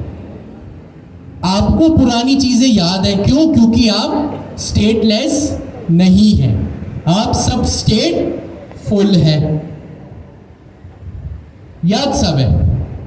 अब हमारे जो लार्ज लैंग्वेज मॉडल्स होते हैं ना वो स्टेटलेस होते हैं। इट मीन्स उनके पास आप कोई भी क्वेरी ले जाएं तो वो क्या करेंगे, उनके पास ये कॉन्टेक्स्ट नहीं होता कि पिछली रिक्वेस्ट में मुझे क्या बताया गया था, ये मेरे पास क्या भेजा था। अच्छा, अब आप लोग ये सोच रहे होंगे कि भाई मैंने तो आज तक जब भी जीपीटी से बात की, जेमिनी से बात की, क्लाउड से बात की, उसने तो हमेशा पुरानी चीज़ याद रखी। मैंने अपना उसको कोड दिया, कोई भी एरर दिया, उसने नेक्स्ट टाइम मुझे उसका सोल्यूशन बताया। फिर मैंने उससे मज़ीद और अपनी कन्वर्सेशन को आगे बढ़ाया तो उसने फिर याद रखा। अब आपने जो ऑब्ज़र्व किया है और मैंने जो यहाँ से बोला कि लार्ज लैंग्वेज मॉडल स्टेटलेस होते हैं, मतलब पिछली रिक्वेस्ट का कुछ याद नहीं होता। अब आप कहें कि भाई कल रात को हम कोडिंग कर रहे थे, एक मसला आया, अगर मैं आज दोपहर को भी उससे पूछता हूँ तो उसको तो याद होगा। वो अपने पास कॉन्टेक्स्ट मैनेजमेंट कर रहा है। सही है? अब एक लाइन को ड्रॉ करें कि हम किस डायरेक्शन में बात कर रहे हैं। अब ये भी आपके लिए कॉन्टेक्स्ट है कि हम बात क्या कर रहे हैं। हम बात कर रहे हैं अपने उस लार्ज लैंग्वेज मॉडल की जो हम यहाँ CLI टर्मिनल पे देखते हैं। अभी GUI पे जो है, GUI का मतलब उनकी खुद की वेबसाइट पे, chatgpt.com पे, gemini.com पे, claude.ai की बात नहीं कर रहा जो इंटरफेस पे जाके आप लोग टाइपिंग करते हैं, मैं उसकी बात कर रहा हूँ यहाँ पे। जो अभी हम VS कोड से जब अपनी लार्ज लैंग्वेज मॉडल को इन्वोक करते हैं ना, रिक्वेस्ट भेजते हैं एजेंट के थ्रू और उससे रिस्पॉन्स आता है, मैं उसकी बात कर रहा हूँ। सही है? वो होते हैं स्टेटलेस। वैसे तो वो वाले एजेंट्स भी वो वाले LLMs भी स्टेटलेस होते हैं, बट उनके पीछे पूरी वर्किंग हुई भी है उनको मैनेजमेंट और चीज़ें याद रखवाने की। ठीक है? तो ये मैंने कहा आप लोगों को बता दिया ताकि आप लोगों को कन्फ्यूजन दूर हो। तो कॉन्टेक्स्ट मैनेजमेंट क्या होता है, पुरानी बातें याद रहे। क्यों याद रहे भाई, ऐसा क्या हो गया? वो इसलिए हुआ क्योंकि हमारे जो लार्ज लैंग्वेज मॉडल्स होते हैं वो स्टेटलेस होते हैं। क्या होते हैं भैया? स्टेटलेस होते हैं। Large language models are stateless. ठीक है, अब उनको कैसे याद रखवाया जाए? कैसे याद रखवाया जाए कि भाई मेरी पिछली बातें भी याद रखना। जैसे अभी मैंने एक प्रॉम्प्ट भेजा ना, any recommended medicine for blood pressure, तो उसने अपना रिस्पॉन्स ला के दे दिया। समझ लें उसने रिस्पॉन्स में भी एक सवाल पूछ लिया, भाई आपको ब्लड प्रेशर की मेडिसिन चाहिए? तो अपनी एज बताओ, क्योंकि अलग अलग एज ब्रैकेट के लिए अलग अलग प्रिकॉशंस हो सकते हैं कि भाई अगर कोई यंग लड़का लड़की है या कोई एजेड है तो मे बी उनका डायरेक्टिव अलग हो। अब सपोज करें उसने सवाल पूछा आपसे उस रिस्पॉन्स में कि भाई आपकी एज क्या है। अब आप जब उसको जवाब देंगे ना कि भाई मेरी एज फॉर एग्जांपल 28 साल है, 30 साल है, तो लार्ज लैंग्वेज मॉडल आपका इस वक्त जो हमारे CLI में चल रहा है, जो हम UV run main.py की कमांड चलाते हैं, जिस एजेंट को हम इन्वोक करते हैं और वो सर्वर पे रिक्वेस्ट ले जाता है, तो वो पूछेगा अच्छा 28 साल आपकी एजेंट है तो मैं क्या करूं? अभी आप बोलेंगे भाई क्या मैं क्या करूं, ब्लड प्रेशर की बात हो रही है तुम भूल गए। क्यों? क्योंकि आपका जो लार्ज लैंग्वेज मॉडल होता है वो स्टेटलेस होता है। यहाँ पे आपके पास कॉन्सेप्ट आता है ओपन AI एजेंट्स SDK में कॉन्टेक्स्ट मैनेजमेंट का। ये सेम चीज़ आपके पास ऑफ कोर्स डॉक्यूमेंटेशन में तो है। आप डॉक्यूमेंटेशन में आए, डॉक्यूमेंटेशन वाला पार्ट है, ठीक है। यहाँ पे आप थोड़ा सा स्क्रॉल करेंगे तो आपको एक सेक्शन मिलेगा कॉन्टेक्स्ट मैनेजमेंट। ये आप आ गए यहाँ पे कॉन्टेक्स्ट मैनेजमेंट पे, और ये सेम चीज़ सर जिया की रेपोजिटरी में भी आपने गूगल पे आके लिखा लर्न एजेंटिक AI, सबसे पहले रेपो,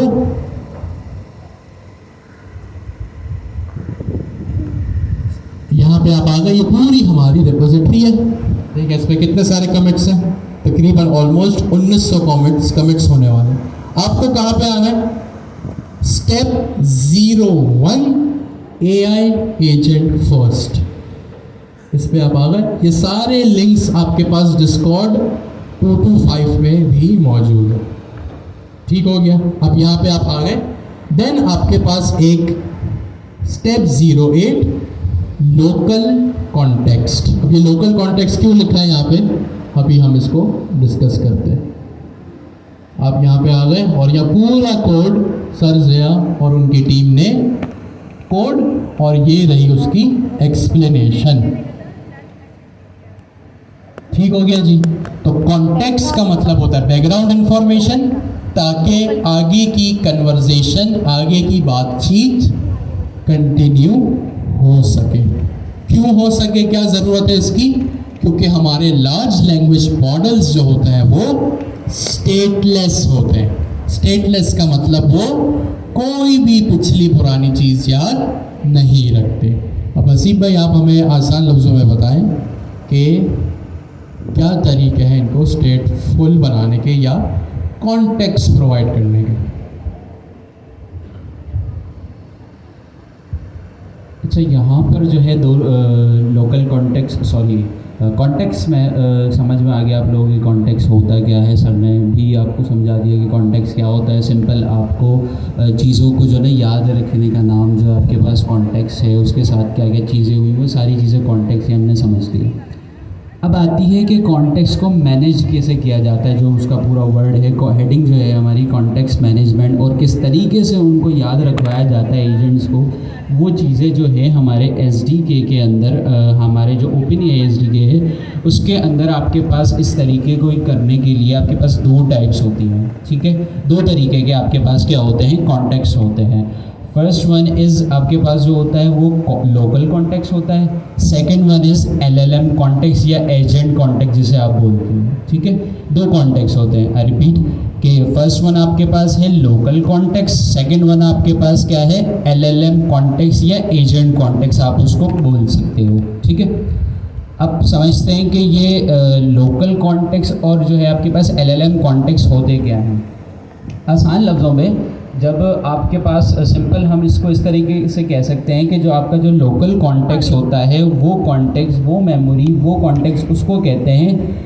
उस कॉन्टेक्स्ट के अंदर हमारा क्या होता है, आपका प्राइवेट डेटा मौजूद होता है। क्या मौजूद होता है? प्राइवेट डेटा मौजूद होता है, ठीक है। और दूसरा अगर इसको हम देखें एजेंट LLM को या फिर जो ना LLM कॉन्टेक्स्ट को, उसके अंदर आपके पास क्या होता है, पब्लिक डेटा सेव होता है।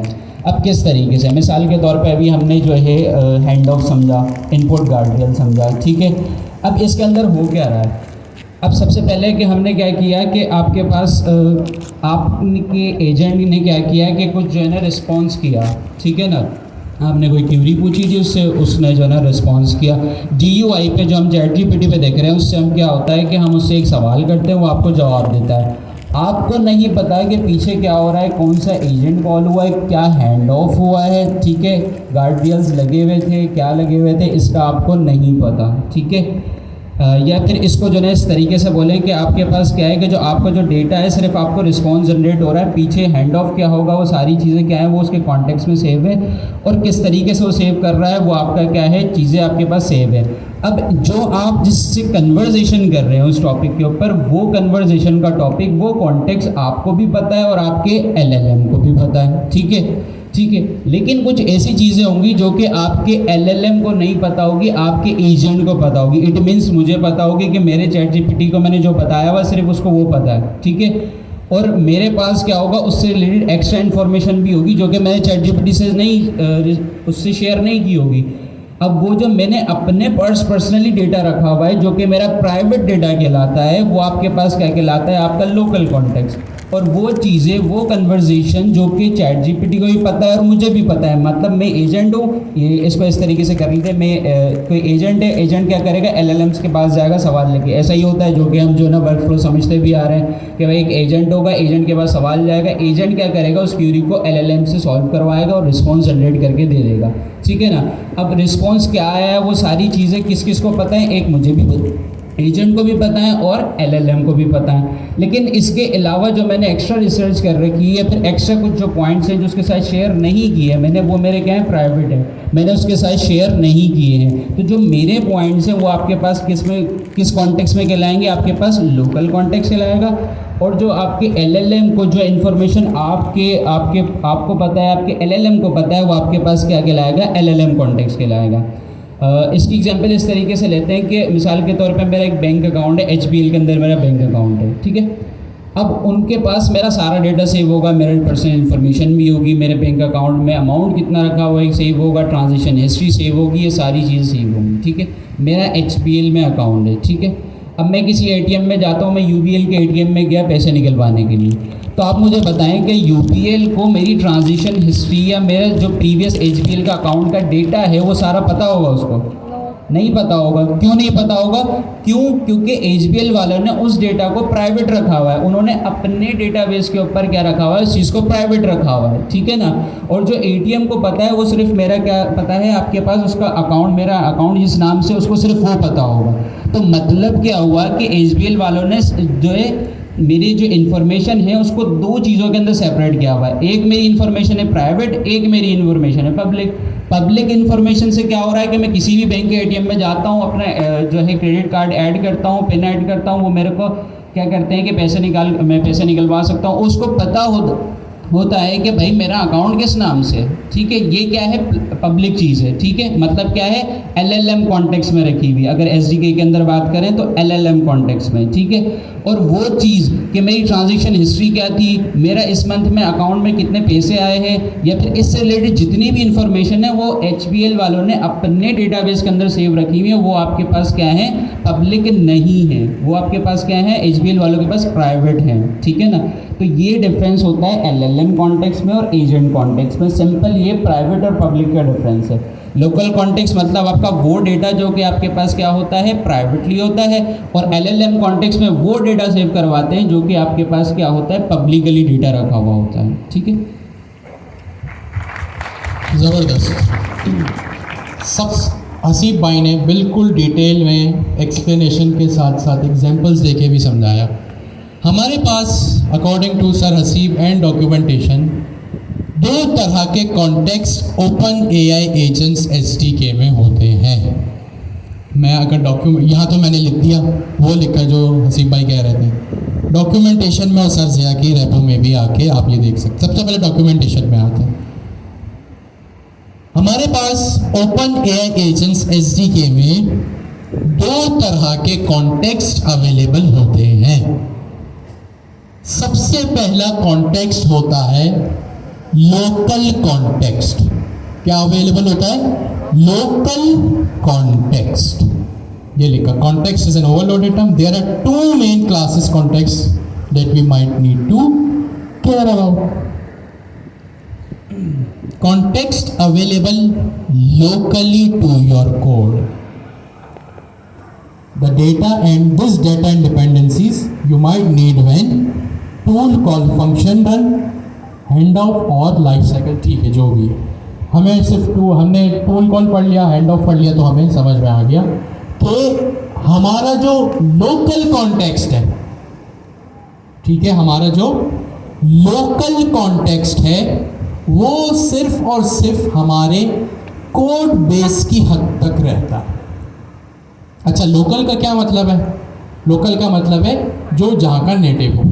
जैसे अगर आपके पास 2 ब्रांड्स हैं, 2 परफ्यूम है, एक वो है जो यहीं कराची की फैक्ट्री में बनता है, एक वो है जो बाहर से इंपोर्ट होता है। दोनों में से लोकल क्या हुआ? जो कराची में बनता है। जो बाहर से इंपोर्ट हुआ ऑफकोर्स वो लोकल नहीं है। तो लोकल का क्या मतलब है? वो लोकल का मतलब है हमारा कोड। अब क्यों हमारा कोड? क्योंकि हमारा कोड हमारी मशीन के ऊपर है। ये मेरी मशीन है ना, तो इट मीन्स ये मेरे पास है। जैसे वो परफ्यूम मेरे ही शहर में बन रहा था, ये कोड मेरे ही लैपटॉप में लिखा जा रहा है। तो इट मीन्स लोकल का मतलब है, लोकल कॉन्टेक्स्ट का मतलब है वो डेटा जो मेरे कोड में अवेलेबल हो। और कॉन्टेक्स्ट टू एलएलएम्स का क्या मतलब है? जो डेटा लार्ज लैंग्वेज मॉडल्स को भी अवेलेबल हो। तो इसका क्या मतलब है? इसका मतलब ये है लोकल डेटा, लोकल कॉन्टेक्स्ट का डेटा एलएलएम नहीं देख सकता। अगर मेरे लोकल कॉन्टेक्स्ट में मेरा जो अभी एग्जांपल दी गई, मेरा अगर लोकल कॉन्टेक्स्ट में मेरा बैंक बैलेंस घूम रहा है, मेरा अकाउंट नंबर, बैंक बैलेंस कहा ना, बैंक बैलेंस घूम रहा है, या कोई भी ऐसी इंफॉर्मेशन, मेरी कोई भी अकाउंट का पासवर्ड घूम रहा है, तो वो लार्ज लैंग्वेज मॉडल नहीं देख सकता। मैंने एक एजेंट बनाया जो कि मेरे पासवर्ड को रीसेट करता है। ठीक है, फेसबुक जैसी मेरी कोई एप्लीकेशन, गवर्नर पोर्टल है मेरा, मैं अपना पासवर्ड भूल गया, एजेंट एप्लीकेशन है वो, और मुझे अपना पासवर्ड भूल गया, पासवर्ड रीसेट करना है। मेरे पास एक फॉरगेट पासवर्ड एजेंट बना हुआ है कि भाई जब भी मेरा पासवर्ड रीसेट करना होगा मुझे, ये एजेंट करेगा। अब जाहिर सी बात है, जब मैं फॉरगेट पासवर्ड करूँगा, ऑफकोर्स उसके जो भी सिनेरियोज होते हैं कि भाई नया पासवर्ड दो, अब जाहिर सी बात है मैं नया पासवर्ड प्रोवाइड करूँगा। मेरा नया पासवर्ड मैंने प्रोवाइड किया 123@। जाहिर सी बात है ये मेरा नया पासवर्ड है। एजेंटिक एप्लीकेशन है, एजेंटिक एप्लीकेशन में ऑफकोर्स एलएलएम भी होगा। तो अगर आप सपोज करें कि मेरे लार्ज लैंग्वेज मॉडल ने जो यहाँ स्क्रीन के ऊपर दुनिया को रिस्पॉन्स दिखाता है, अगर उसने यहाँ पे मेरे पासवर्ड को एक्सपोज कर दिया, देन क्या होगा? ये लोकल कॉन्टेक्स्ट में नहीं होगा। अगर ये सिक्योरिटी आप समझ रहे हैं कि सिक्योरिटी रिस्क है कि भाई मेरा बैंक बैलेंस है, मेरा अकाउंट नंबर है, हो सकता है मेरे इथीरियम हो, मेरे बिटकॉइन हो, वो सब कुछ एक्सपोज हो गया दुनिया को। भाई मेरा अगर एक डिजिटल करेंसी का वॉलेट है जिसमें बिटकॉइंस भी खरीदे हुए मैंने, इथीरियम भी है, मेरी 10 तरह की डिटेल्स हैं उसमें, तो वो मैं लार्ज लैंग्वेज मॉडल को क्यों दूँ? ये तो सिक्योरिटी का सिक्योरिटी ब्रीच है। तो लोकल कॉन्टेक्स्ट में ऐसा नहीं होता। जो भी सेंसिटिव इंफॉर्मेशन होती है वो आप सिर्फ और सिर्फ अपने कोड बेस में ही उसको सर्कुलेट करते हैं, उसको घुमाते हैं, ठीक है। अगर वो डाटा जो आपको लार्ज लैंग्वेज मॉडल को भी प्रोवाइड करना हो, अब पासवर्ड मैंने रीसेट किया, मैंने पासवर्ड रीसेट किया, सक्सेसफुली रीसेट हो गया, कहानी ख़त्म। अब जाहिर सी बात है, एजेंटिक एप्लीकेशन है, मेरा एजेंट, मेरा जो गवर्नर पोर्टल में एजेंट लगा है वो आपको ये मैसेज भी तो दिखाएगा। तो उसका काम मैं अब उसको कैसे बताऊं कि भाई सक्सेसफुली पासवर्ड रीसेट हो गया। अब ये सिनेरियो कैसे चलेगा कि मेरी सेंसिटिव इंफॉर्मेशन सिर्फ लोकल में घूमे, और जब लोकल में मेरा काम हो जाए तो सिर्फ एंड रिजल्ट उस तक पहुंचे कि भाई यूज़र को जाके मैसेज दिखा दो कि पासवर्ड रीसेट हो गया। आपके पास अकाउंट है, आपका अकाउंट है, आपका बैंक बैलेंस प्राइवेट डाटा है, ठीक है। अब प्राइवेट डाटा है तो आपने डेबिट किया, क्रेडिट किया, यानी बैंक में पैसे डाले या बैंक से पैसा निकाले, जाहिर सी बात है आपका बैंक बैलेंस अपडेट होगा, पैसे निकाले तो डिडक्ट होंगे, और अगर डिपॉजिट किए तो विड्रॉ ऐड होंगे।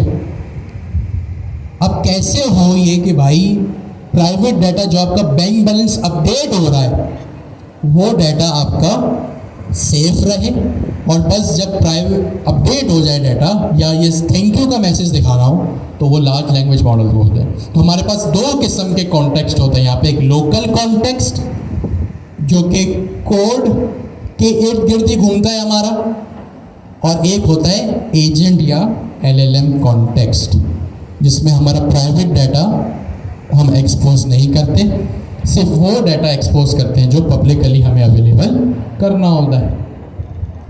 Local context and agent LLM context क्या होता है अपने बराबर वाले से डिस्कस करें।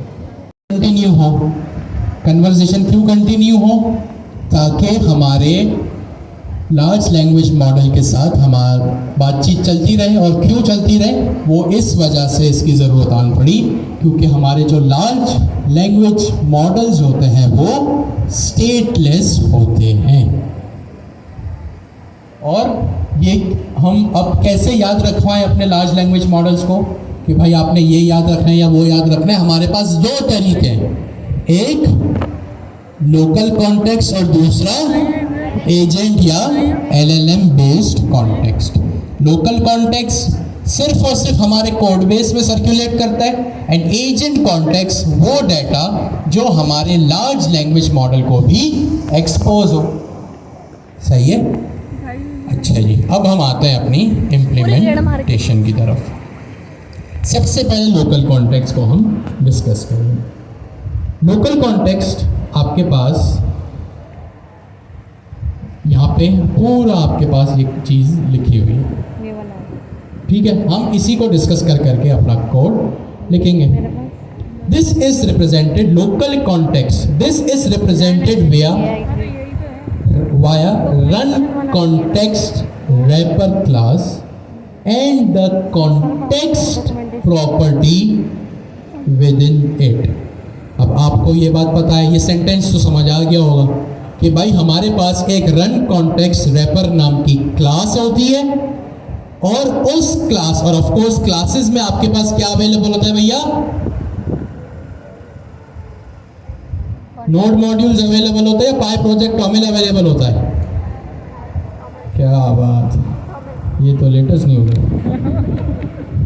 हमारे पास ऑब्जेक्ट में कीज अवेलेबल होती है या एट्रीब्यूट्स अवेलेबल होते हैं।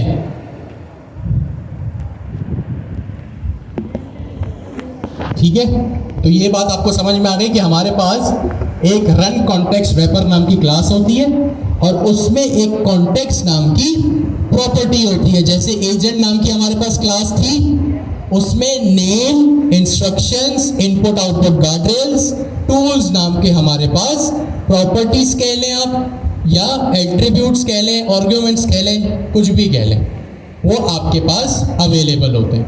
ठीक हो गया जी। अब हम करते हैं इसको इम्प्लीमेंट। अब यहाँ पे इम्प्लीमेंटेशन के लिए कुछ स्टेप्स लिखे हुए हैं। क्या लिखे हुए भैया? सबसे पहले you can create any Python object you want. अब जाहिर सी बात है यहाँ पे ऑब्जेक्ट ओरिएंटेड की ही बात हो रही है, जो कि हमने ऑलरेडी स्टडी की हुई है। A common pattern is to use data class और पाइडेंटिक मॉडल। ये पाइडेंटिक नई नई चीजें या देखी देखी लग रही है?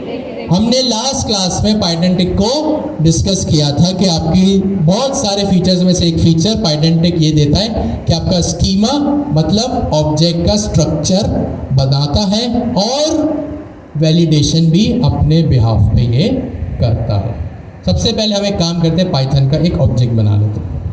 बिल्कुल सिंपल से शुरू करते हैं। मैंने एक पाइथन का ऑब्जेक्ट बनाया, किसको यूज करके? पाइडेंटिक को यूज करके। मैंने लिखा क्लास।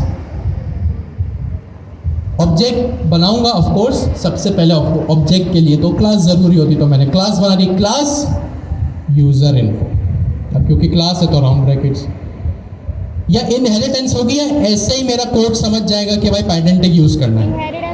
इनहेरिटेंस में क्या लिखूं? Base model.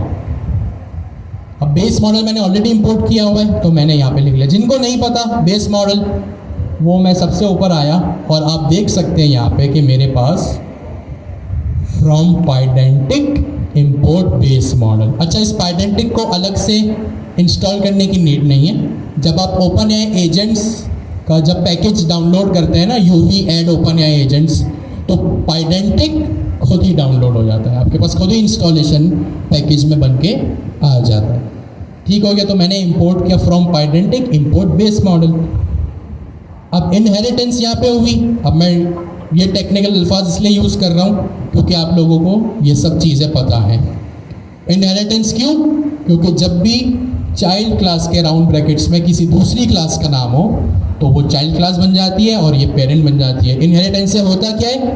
जो भी पेरेंट क्लास में फीचर्स होंगे वो चाइल्ड क्लास में आ जाएंगे। इसका मतलब ये है कि पाइडेंटिक ने अपने पास बेस मॉडल नाम की एक क्लास बनाई होगी कुछ इस तरह, और उसमें उन्होंने पूरी इंप्लीमेंटेशन लिखी हुई होगी। बल्कि मैं आप ये जहाँ देख भी सकते हैं, ये देखें, ये हम पाइडेंटिक के कोड में आ गए तो देखिए ये पाइडेंटिक ने क्लास बेस मॉडल लिखा हुआ है और फिर इन्होंने ये पूरी इंप्लीमेंटेशन की हुई है कि किस तरह यहाँ पे इन्होंने ये सारी फंक्शनैलिटीज़ बनाई है। ये देखें इस तरह से। ठीक हो गया जी। अब हम आते हैं अपने कोड की तरफ वापस। Class user name, sorry class user info base model में इंफॉर्मेशन में क्या करता हूँ? सिंपल एक अदद यूजर आईडी रखता हूँ, मेरे यहाँ एट्रीब्यूट या प्रॉपर्टी का नाम, कॉलन उसकी टाइप, यूजर आईडी की टाइप इंटीजर या फिर स्ट्रिंग दोनों हो सकती है, मैंने इंटीजर रख लिया। आपको दोनों रखना है। आप यूनियन लगा के, या जिसको कहते हैं पाइप ऑपरेटर, पाइप आपने लगाया और यहाँ लिख दिया str मतलब स्ट्रिंग, यानी ये यूजर आईडी इंटीजर भी हो सकती है एंड स्ट्रिंग भी हो सकती है। ठीक हो गया जी। दूसरी चीज मैंने यहाँ पे सिंपल प्रोवाइड कर दी, नेम। अब ऑफ कोर्स नेम किस में होगा? स्ट्रिंग में होगा, तो मैंने यहाँ str लिख दिया। Nothing rocket science. ये चीज़ हमने ऑब्जेक्ट ओरिएंटेड के टाइम पे जावास्क्रिप्ट में भी एंड अभी पाइथन में कुछ टाइम पहले भी बहुत देखी। ठीक हो गया, आगे बढ़ते हैं। आगे क्या लिखा है भाई? You create any Python object you want, common is to use data class. अब डाटा क्लास भी हम देख लेंगे, बहुत आसान है, कुछ डिफरेंस नहीं है। हाँ, कॉन्सेप्ट में डिफरेंस है बट काम आपका डाटा क्लास से भी हो जाएगा। और पाइडेंटिक ऑब्जेक्ट हमने बना लिया, nice. You pass that object to the various run methods, example runner dot run, context whatever. ठीक है, अभी हम देखते हैं इसको क्या, इसका ये क्या कहना चाह रहा है। क्लास मैंने बना ली। ऑफ कोर्स क्लास खुद से तो कुछ होता ही नहीं है, क्लास के लिए क्या चीज़ ज़रूरी है? ऑब्जेक्ट बनाना ज़रूरी है। तो मैंने यहाँ क्या लिख लिया? फॉर एग्जाम्पल यूज़र नाम ही लिख लिया मैंने, या कुछ यूज़र लिख लिया, चले फिलहाल के लिए, is equals to user info की क्लास को मैंने यहाँ कॉल किया, इनिशिएट किया। एट्रीब्यूट्स कीवर्ड आर्गुमेंट्स के साथ मैं इसका नाम लिखूंगा। सबसे पहला आर्गुमेंट है इसका यूज़र आईडी, तो मैंने यहाँ पे यूज़र आईडी में लिख लिया, ये इंटीजर स्ट्रिंग दोनों हो सकते हैं, मैंने लिख लिया इस तरह से, कॉमा लगाया। दूसरा आर्गुमेंट या प्रॉपर्टी इसके पास है नेम की, यहाँ मैंने लिख लिया अली। ठीक है, अपना नाम मैंने लिख दिया। नथिंग रॉकेट साइंस, ये भी हमने देखा हुआ है। इसका मतलब हाँ, हम यहाँ तक थोड़ा सा पहुँच गए। फिर ये कह रहे हैं भाई क्लास बना लो। ऑफ कोर्स क्लास का एक ऑब्जेक्ट होता है, वो भी बना लिए। नाउ सेकंड चीज़ ये है कि इसको अपने रनर्स में पास करो। रनर हमने देखा है जो हमारे एजेंट को एग्जीक्यूट करता है। अभी जल्दी से काम कर लेते, रनर बना लेते। मैंने लिखा पहले जो ऊपर है उसको मैं कमेंट आउट कर दूं। अच्छा, कमेंट ही आउट है, कमेंट आउट ही है। Okay nice. यहाँ मैंने लिखा अपना एज, for example personal agent is equals to agent name agent, और यहाँ पे इंस्ट्रक्शंस में मैंने लिख दिया you are a helpful assistant. ठीक है, ये दो चीज़ें तो हमने देखी हुई हैं। अब आते हैं अपने async def main await result is equals to await runner dot run. ठीक हो गया। रनर डॉट रन में सबसे पहली चीज़ क्या होगी? एजेंट का नाम, पर्सनल एजेंट लिख लिया मैंने यहाँ पे। मैंने यहाँ पे लिख लिया व्हाट इज़ माय नेम। ठीक हो गया। और सिंपल यहाँ पे मैंने क्या किया, रन कॉन्फिग पास कर दिया। ठीक हो गया। अब एक काम क्या करता हूँ मैं, इसको प्रिंट करवा देता हूँ। Print rich dot print result dot final output. ठीक हो गया। If underscore name underscore double is equals to main, तो क्या करो भैया, async IO dot run. Async IO क्यों यूज़ कर रहा हूँ? क्योंकि मेरा जो ये फंक्शन है ये एसिंक्रोनस है, और यहाँ पे मैंने अपने फंक्शन का नाम पास कर दिया राउंड ब्रैकेट्स के साथ। ओके जी, सिंपल एग्जीक्यूशन। कुछ भी नहीं किया मैंने, वो काम किया जो सिर्फ हम पहली क्लास से कर रहे थे। अभी इसमें कॉन्टेक्स्ट का कोई काम नहीं किया है, कॉन्टेक्स्ट से रिलेटेड ये दो काम किए। ठीक हो गया। अब एक ज़रूरी चीज़, अब इसको मैं चलाऊंगा, आपको पता है उसने कहना है कि भाई मेरे पास आपके नाम की कोई ही इंफॉर्मेशन नहीं है। uv run main dot py। ठीक हो गया। उसको मैंने चला भी दिया, मीनवाइल वो एग्जीक्यूट हो जाएगा। अभी कॉन्टेक्स्ट का कोड यहाँ पर है, मैंने ये लिख दिया। चलें आपके लिए कमेंट्स में लिख देता हूँ, कॉन्टेक्स्ट स्टार्ट्स फ्रॉम हेयर। ठीक हो गया, कॉन्टेक्स्ट बन गया। यहाँ पे आप लोग जाते जाते ये भी देख लें कि भाई मैं एक as a large language model I have no memory of past conversation, therefore I do not know your name, would you like to tell me. इसका मतलब उसको मेरा नाम नहीं पता, और यहाँ उसी ने बता दिया कि भाई मेरे पास प्रीवियस मेमोरी याद रखने का कोई भी सीन सिनेरियो नहीं है। अब आते हैं अपने डॉक्स में। हमने क्या किया, पाइथन का क्लास बनाई, पाइथन का ऑब्जेक्ट, उस क्लास का ऑब्जेक्ट बनाया। नाउ अब हम क्या करेंगे, हम इसको पास करेंगे कहाँ, अपने रन मेथड में।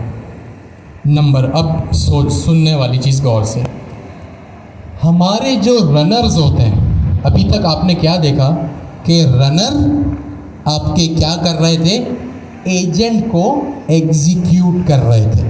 क्या कर रहे थे, एजेंट्स को एग्जीक्यूट कर रहे थे। एजेंट का, रनर्स का एक दूसरा काम भी होता है। एजेंट रनर्स आपके डुअल पर्पस होते हैं।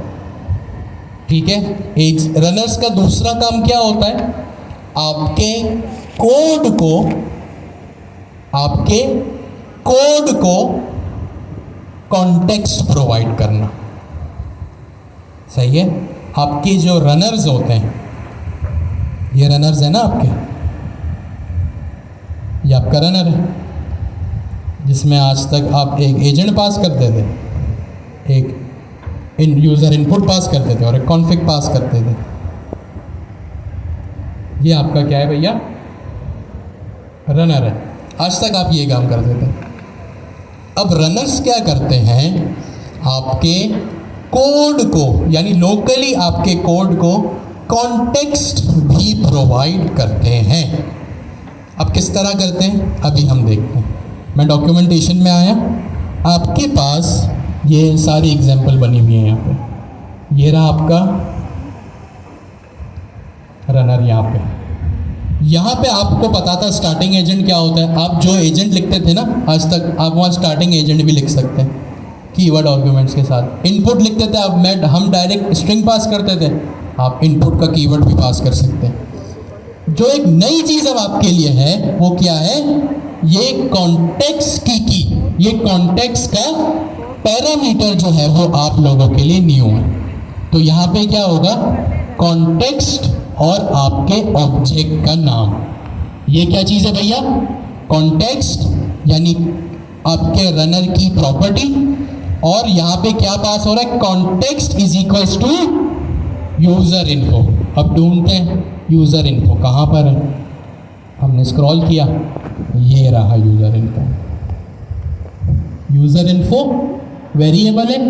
इस वेरिएबल में क्या चीज़ है, एक पाइथन की क्लास को इनिशिएट कर रहे हैं या इंस्टेंस बना रहे हैं और नेम और यूज़र आईडी को पास कर रहे हैं। वही काम कर रहे हैं ये लोग भी, डॉक्यूमेंटेशन वाले भी, जो हम यहाँ पे कर रहे हैं। हमने भी पाइथन की एक क्लास बनाई और उस क्लास का एक इंस्टेंस बनाया। डॉक्यूमेंटेशन में भी पाइथन की एक क्लास का इंस्टेंस है और ये यूज़र इन्फो की क्लास का है। आप बोलेंगे भाई क्लास तो है ही नहीं, भैया क्लास ये रही क्लास। बस डिफरेंस एक छोटा सा ये है, हमने पाइडेंटिक्स से बनाया, इन्होंने डाटा क्लास से बनाया। बाकी देखिए सर हर चीज़ वही है, क्लास यूज़र इन्फो, नेम की type string, user info, user ID की टाइप इंटीजर। तो यहाँ पे हम पाइडेंटिक्स से बना रहे हैं, हम डाटा क्लास से भी बना लेंगे, कोई बात नहीं। हम अभी कंटिन्यू पाइडेंटिक्स से ही करते हैं। मैं आ गया अपने रनर्स में, कॉन्टेक्स्ट यूज़र इन्फो, मैं भी पास कर देता हूँ भाई। मैं अपने रनर की क्लास में आया, कहीं भी किसी भी जगह पे आप एक कॉमा लगाएं, देन एक कीवर्ड कॉन्टेक्स्ट, ये मेरे रनर की क्लास है। देखिए इंटेलिजेंस में भी आ गया, कॉन्टेक्स्ट इज इक्वल्स टू मेरे ऑब्जेक्ट का नाम। मेरे ऑब्जेक्ट का क्या नाम है, यूज़र। या मैंने कॉपी किया इस यूज़र को, प्रोवाइड कर दिया। ये है मेरा लोकल कॉन्टेक्स्ट। क्या है ये मेरा लोकल कॉन्टेक्स्ट। किस तरह से हुआ, अब आप लोग घर पे प्रैक्टिस करेंगे तो कोड में तो मैंने लिख दिया है कि कॉन्टेक्स्ट स्टार्ट्स फ्रॉम हियर। यहाँ पे बॉक्स में भी लिखा हुआ है, आप लोग यहाँ भी देख लें, create a Python class, make an instance of a class. अब आपको सब पता है इंस्टेंस क्या होता है। क्लास बनी, इंस्टेंस बना, pass it to runner dot run, pass it to runner dot run. Runner dot run क्या है, जो आपने नीचे एग्जीक्यूट किया। ठीक हो गया जी। यहाँ पे कॉन्टेक्स्ट आपने बनाया, यहाँ मैंने लिखा pass it to runner dot run with context की। चलिए ये भी लिख दिया, सही है। अब क्या होगा, ये क्या है, मेरा लोकल कॉन्टेक्स्ट है। क्या चीज़ है ये, लोकल कॉन्टेक्स्ट है। मैंने पाइथन की क्लास बनाई, उसका ऑब्जेक्ट बनाया। ये काम हमने बहुत दफ़ा किया है, आज भी कर लिया। फिर अभी जो सिर्फ और सिर्फ एक न्यू चीज़ मैंने जो की है, जो एक नई चीज़ की है, वो रनर्स में अपना ये कॉन्टेक्स्ट का पैरामीटर पास किया, कॉन्टेक्स्ट की प्रॉपर्टी पास की है और अपने ऑब्जेक्ट का यहाँ वेरिएबल पास किया। बस एक ये नई चीज़ है। अब आप मुझे बताएं, यहाँ मेरे पास प्रॉम्प्ट लिखा हुआ है व्हाट इज़ माय नेम। क्या अब मेरे और यहाँ मेरे नेम, मेरे ऑब्जेक्ट में ये नाम भी है।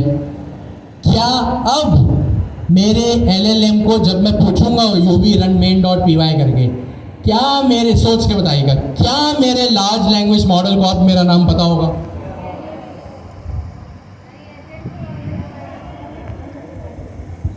गौर से सुने, मैंने क्लास बनाई, क्लास का इंस्टेंस बनाया, बहुत दफ़ा बनाया, आज भी बना लिया। एक नई चीज़ ये की कि यहाँ पे जो मेरे रनर्स होते हैं वो ड्यूअल पर्पस होते हैं। क्या होते हैं? Dual purpose. मतलब मेरे एजेंट को तो चलाते हैं, मेरे लोकली कॉन्टेक्स्ट को भी सर्कुलेट करते हैं। Local context large language model को अवेलेबल नहीं होता। मैंने यहाँ से पूछा मेरा नाम, क्या लार्ज लैंग्वेज मॉडल मुझे मेरे नाम का जवाब देगा? यस और नो? सोच के बताएं, नो जल्दबाजी।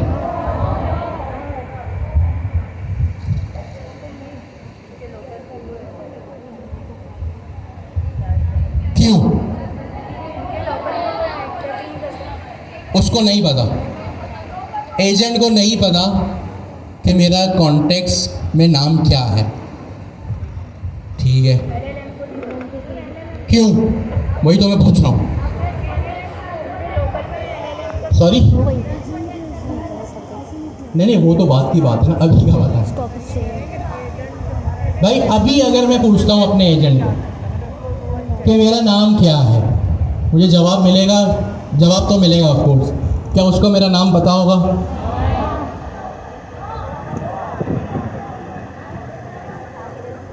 सोचो जी, बताएं, थोड़ा जोर से बताओ।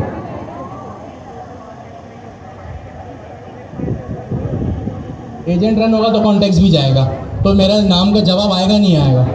आएगा। अभी देख लेते हैं इसको चलाइए।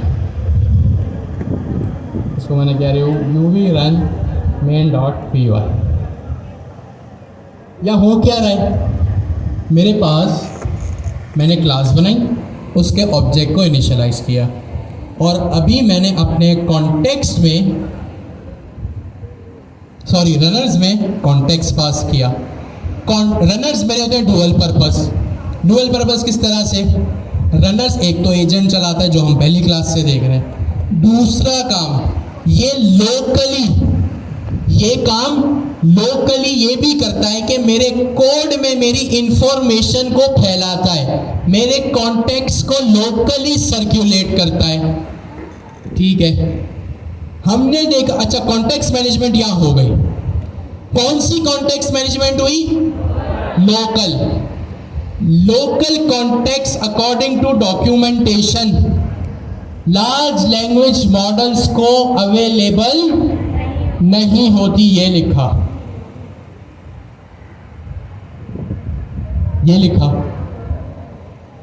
एक जगह, ये लिखा, और एक और जगह लिखा है।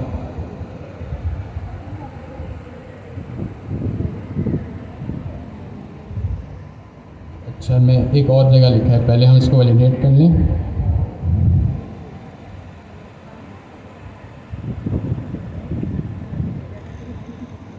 अच्छा, ये एडवांस चला गया।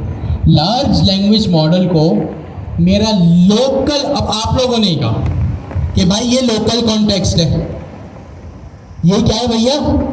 लोकल कॉन्टेक्स्ट है। आप लोगों ने कहा और बिल्कुल सही कहा,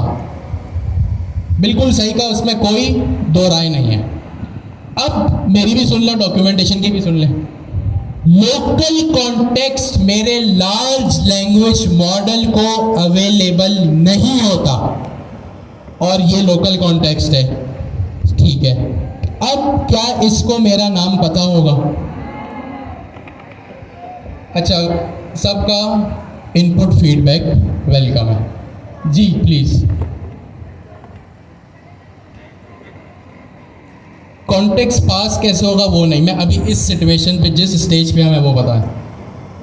नहीं होगा? कितने लोग कह रहे हैं लार्ज लैंग्वेज मॉडल अभी मेरे नाम का जवाब दे देगा? तो वो कहेगा हाँ भाई मेरा नाम अली जवाद है। कितने लोग कह रहे हैं सही से हैंड रेस करें ताकि मुझे दिख सके? हैं अच्छे खासे लोग हैं, नाइस। आते हैं टर्मिनल पे। नहीं देगा जवाब। क्यों नहीं देगा? बात ही नहीं किया अभी। I do not have access to your personal information, नहीं देगा। so I don't know your name। दोबारा चला लेते भैया, चला लिया दोबारा, कोई बात नहीं। जिन्होंने कहा होगा very nice, at least have your से। आप लोगों को अगर पहले से ही सब आता तो आप लोग यहाँ आते क्यों? दोबारा चलाया, I am an AI and do not have access to your personal information. Therefore, I don't know your name, so you have not told me जो भी. मेरे लार्ज लैंग्वेज मॉडल ने मुझे मेरे नाम का जवाब नहीं दिया. क्यों? एक सेकंड. क्यों? क्योंकि यहाँ जो कॉन्टेक्स्ट पास हो रहा है भैया, ये एक लोकल कॉन्टेक्स्ट है. लोकल कॉन्टेक्स्ट कभी भी लार्ज लैंग्वेज मॉडल को अवेलेबल नहीं होता. जिन्होंने कहा था ना मेरा नाम आ जाएगा, वो शायद इसलिए कहा होगा क्योंकि मेरा रनर्स को जब मेरा रनर जब एग्जीक्यूट हो रहा है तो एजेंट जा रहा है, तो शायद उन्होंने ये समझा होगा कि भाई जब रनर एग्जीक्यूट हो रहा है, आज तक उसको ये पता था कि मेरा एजेंट कौन सा है. यानी अगर जो अभी हमने टेक्निकल डिस्कशन की, अगर मैं वो वोकैबुलरी इस्तेमाल करूं, तो आज तक जब रनर्स को ये पता था कि मेरा फर्स्ट एजेंट कौन सा है, रनर्स को जब ये पता था कि मेरी यूज़र की क्वेरी क्या है, तो जाहिर सी बात है मेरे रनर्स को फिर ये भी पता होना चाहिए कि कॉन्टेक्स्ट में क्या भेज रहा हूँ. तो यहाँ पे अगर आप लोगों की ये थिंकिंग थी, बहुत अच्छी बात है, आप लोगों ने अपना दिमाग चलाया. एटलीस्ट हैव योर से. लोकल, ये है आपका लोकल कॉन्टेक्स्ट. अब जब मैंने भी इस चीज़ को शुरू में देखा था ना, मैं भी कंफ्यूज हुआ था, क्योंकि मेरी भी थॉट यही वाली थी कि भाई जब रनर्स पे सब जा रहे हैं तो ये भी चला जाए. लेकिन ऐसा नहीं होता. अब ये चीज़ आपको लाइफ टाइम याद रखनी पड़ेगी. जब भी मेरे रनर्स में कॉन्टेक्स्ट की इस तरह पास होगी, इट मीन्स वो मेरा लोकल कॉन्टेक्स्ट है. वो क्या है? मेरा लोकल कॉन्टेक्स्ट है. एंड बिकॉज ये लोकल कॉन्टेक्स्ट है, because this is a local context, the local context is not available to large language model. ठीक है, अब ये अवेलेबल कैसे होगा? The context, the local context is available in our code. ये लिखा है यहाँ पे. इसने अच्छा, हमने डॉक्यूमेंटेशन वाला ही सब किया, हमने कोई स्टेप मिस नहीं किया. You can create any Python object, class बनाई, ऑब्जेक्ट बनाया, रनर ने उसको पास किया. भाई ये कह रहा था ना, you can pass object to various run methods like runner dot run. आपके सामने मैंने यहाँ पे पास कर दिया. अपने रनर में कॉन्टेक्स्ट बता रहा है, कॉन्टेक्स्ट की यहाँ पे ये की बता रहा है. वॉट एवर का मतलब है जो मेरा ऑब्जेक्ट है. मेरा ऑब्जेक्ट यहाँ पे था यूज़र, ये मैंने पास कर दिया. अब ये आप लोगों की अंडरस्टैंडिंग और आप लोगों को टर्मिनल पे ये रिस्पॉन्स दिखे, इसलिए मैंने ये चलाया और ये बात की मैंने. अब ये अवेलेबल कहाँ पर है? ठीक है, मेरे लार्ज लैंग्वेज मॉडल तक तो पहुँचा नहीं, मेरे लार्ज लैंग्वेज मॉडल तक तो ये पहुँचा नहीं. अब ये अवेलेबल कहाँ पर है? ये अवेलेबल कब होगा? All your tool calls, life cycle hooks will be pass a wrapper object. चाहे आप टूल कॉल कह लें, ऑफ कोर्स टूल कॉल में भी होता है, हैंड ऑफ्स में भी ये अवेलेबल होता है, और लाइफ साइकिल मेथड्स जो हम आगे चल के देखेंगे वहाँ भी अवेलेबल होता है. किस तरह अवेलेबल होता है अभी मैं बता देता हूँ. आपने फंक्शन कॉल पढ़ा, फंक्शन कॉल आप किस तरह करते थे? @function _ tool. इसी तरह करते थे. नीचे फिर आप अपना फंक्शन बनाते थे, def, get weather, get current location, breaking news, जो भी. फिर आप क्या करते थे? पैरामीटर्स पास करते थे उस फंक्शन में. पाइथन का फंक्शन है, जावास्क्रिप्ट का फंक्शन हो, हर कोई अपने पास पैरामीटर्स को एक्सेप्ट करता है. उस पैरामीटर में एक प्रॉपर्टी आएगी जिसका नाम मेरे पास होगा रैपर या कॉन्ट, नाम कुछ भी हो सकता है. उसकी टाइप होगी रन कॉन्टेक्स्ट रैपर. क्या टाइप होगी उसकी मेरे पास? Run context wrapper. जैसे मैंने यहाँ पे जल्दी से बना लिया @function _ tool, sorry, def get user info, एक सेकंड जी जी, रिमूव हो गया।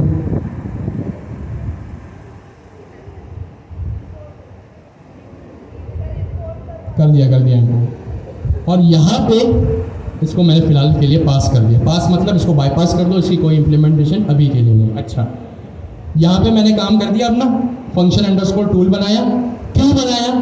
क्योंकि मेरा जो लोकल कॉन्टेक्स्ट होता है वो मेरे कोड में अवेलेबल होता है। कहाँ अवेलेबल होता है?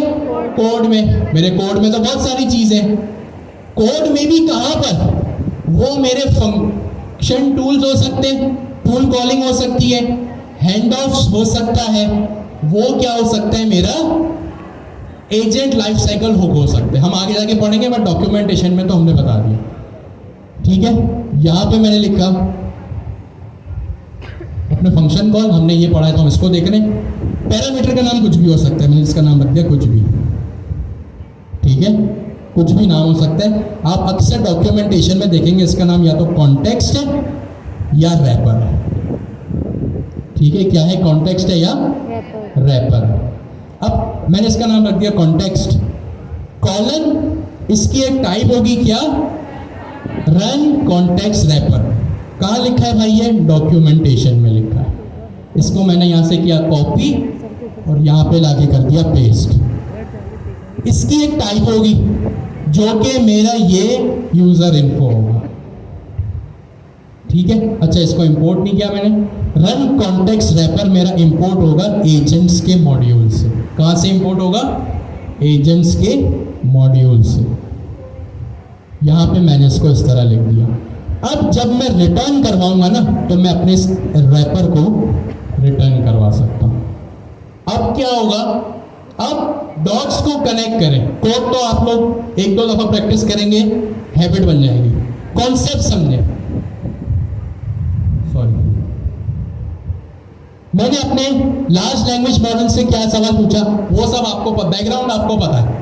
मैंने क्या किया? क्लास बनाई, इनिशियलाइज किया, लोकल कॉन्टेक्स्ट में यहाँ पे पास किया। अब लोकल कॉन्टेक्स्ट कहाँ अवेलेबल होता है? कहाँ अवेलेबल होता है? मेरे कोड में। कोड में भी एग्जैक्टली कहाँ? फिलहाल के लिए मेरे फंक्शन कॉल में। यहाँ मैंने इसको अवेलेबल कर दिया। ठीक है, हो गया अवेलेबल। अब क्या हुआ? जब मैंने इस कोड को चलाया, सॉरी, इस कोड को जब मैंने लिखा, तो यहाँ पे यहाँ तक तो हमने डिस्कस कर लिया। ये न्यू चीज़ है। ये क्या है? न्यू चीज़ है मेरे पास। अब ये समझा कोड कैसे चलेगा। रन कॉन्टेक्स्ट रैपर की एक क्लास होती है, इस क्लास की भी एक टाइप होती है। मेरे पास ये क्लास कहाँ से आ रही है? एजेंट्स के फ्रेमवर्क से। कहाँ से आ रही है? एजेंट्स के फ्रेमवर्क से।